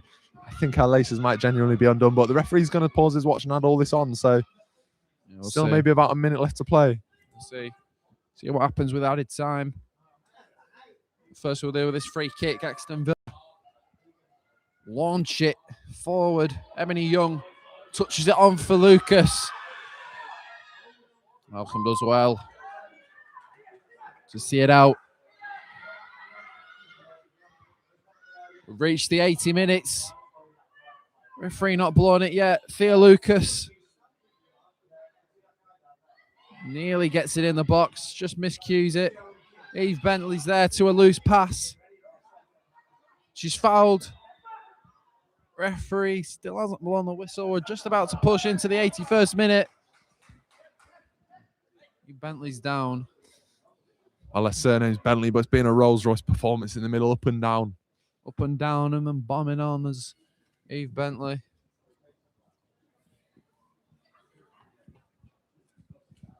That midfield for Exeter has been brilliant, though, everywhere.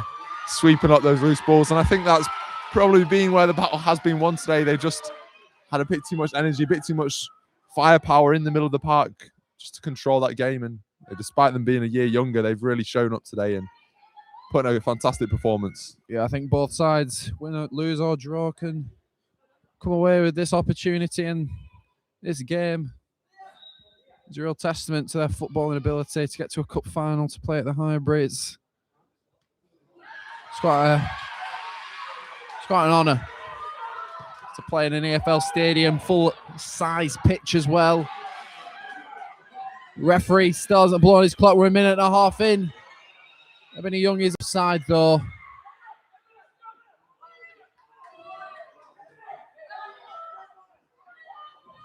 Last chance saloon now, everybody up. The managers are ushering them up the pitch.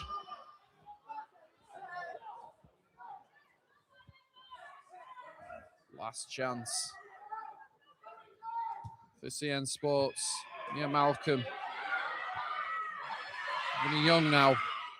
Eve Bentley. Loads of options ahead of her. Thea Lucas. She gets to it first, but the keeper's there to it. It's a launched up by Emma Brindley. No way. Oh, so close to just breaking through. Surely the referee. And he's blown it. That marks the end of the game, and the Exton Villa are champions. Yeah, brilliant scenes here at Highbury. Just look at how much it means to those players and the managers. I bet they're glad they dyed their hair purple. And I reckon there's going to be a bit more hair dyed purchased after today. What a way to celebrate. And what a win it is for the under-14s. Yeah, it all came off in the end. Full time. Exton Villa 1. CN Sports 0.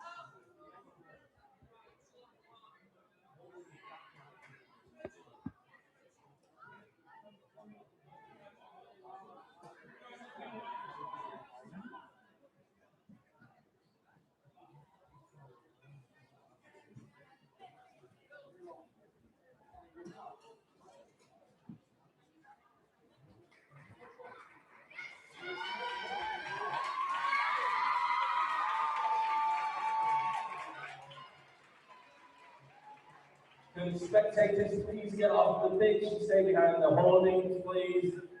Not allow anyone on the pitch other than the players and officials. Thank you.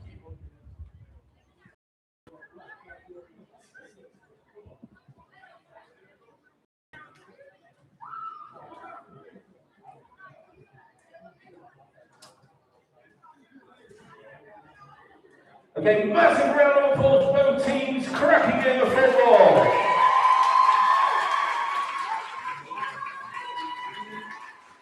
We're going to get on with your presentations now. The first presentation goes to your referee's team. Your referee, Coulton Cup Saturday, his assistants, Steve Smith, Josh Cool, and Scott Park.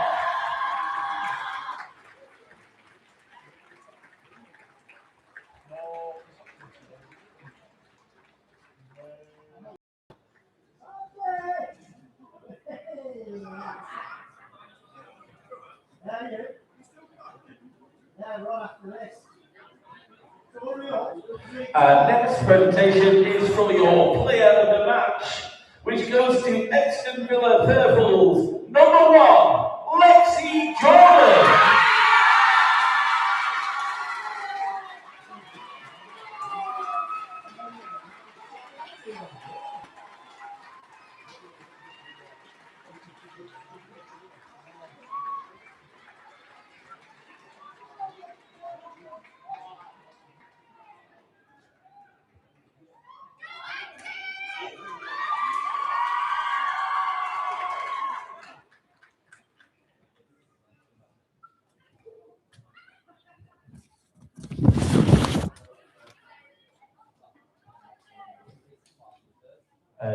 Now for your runners-up of the under-15 girls plate, CM Sports.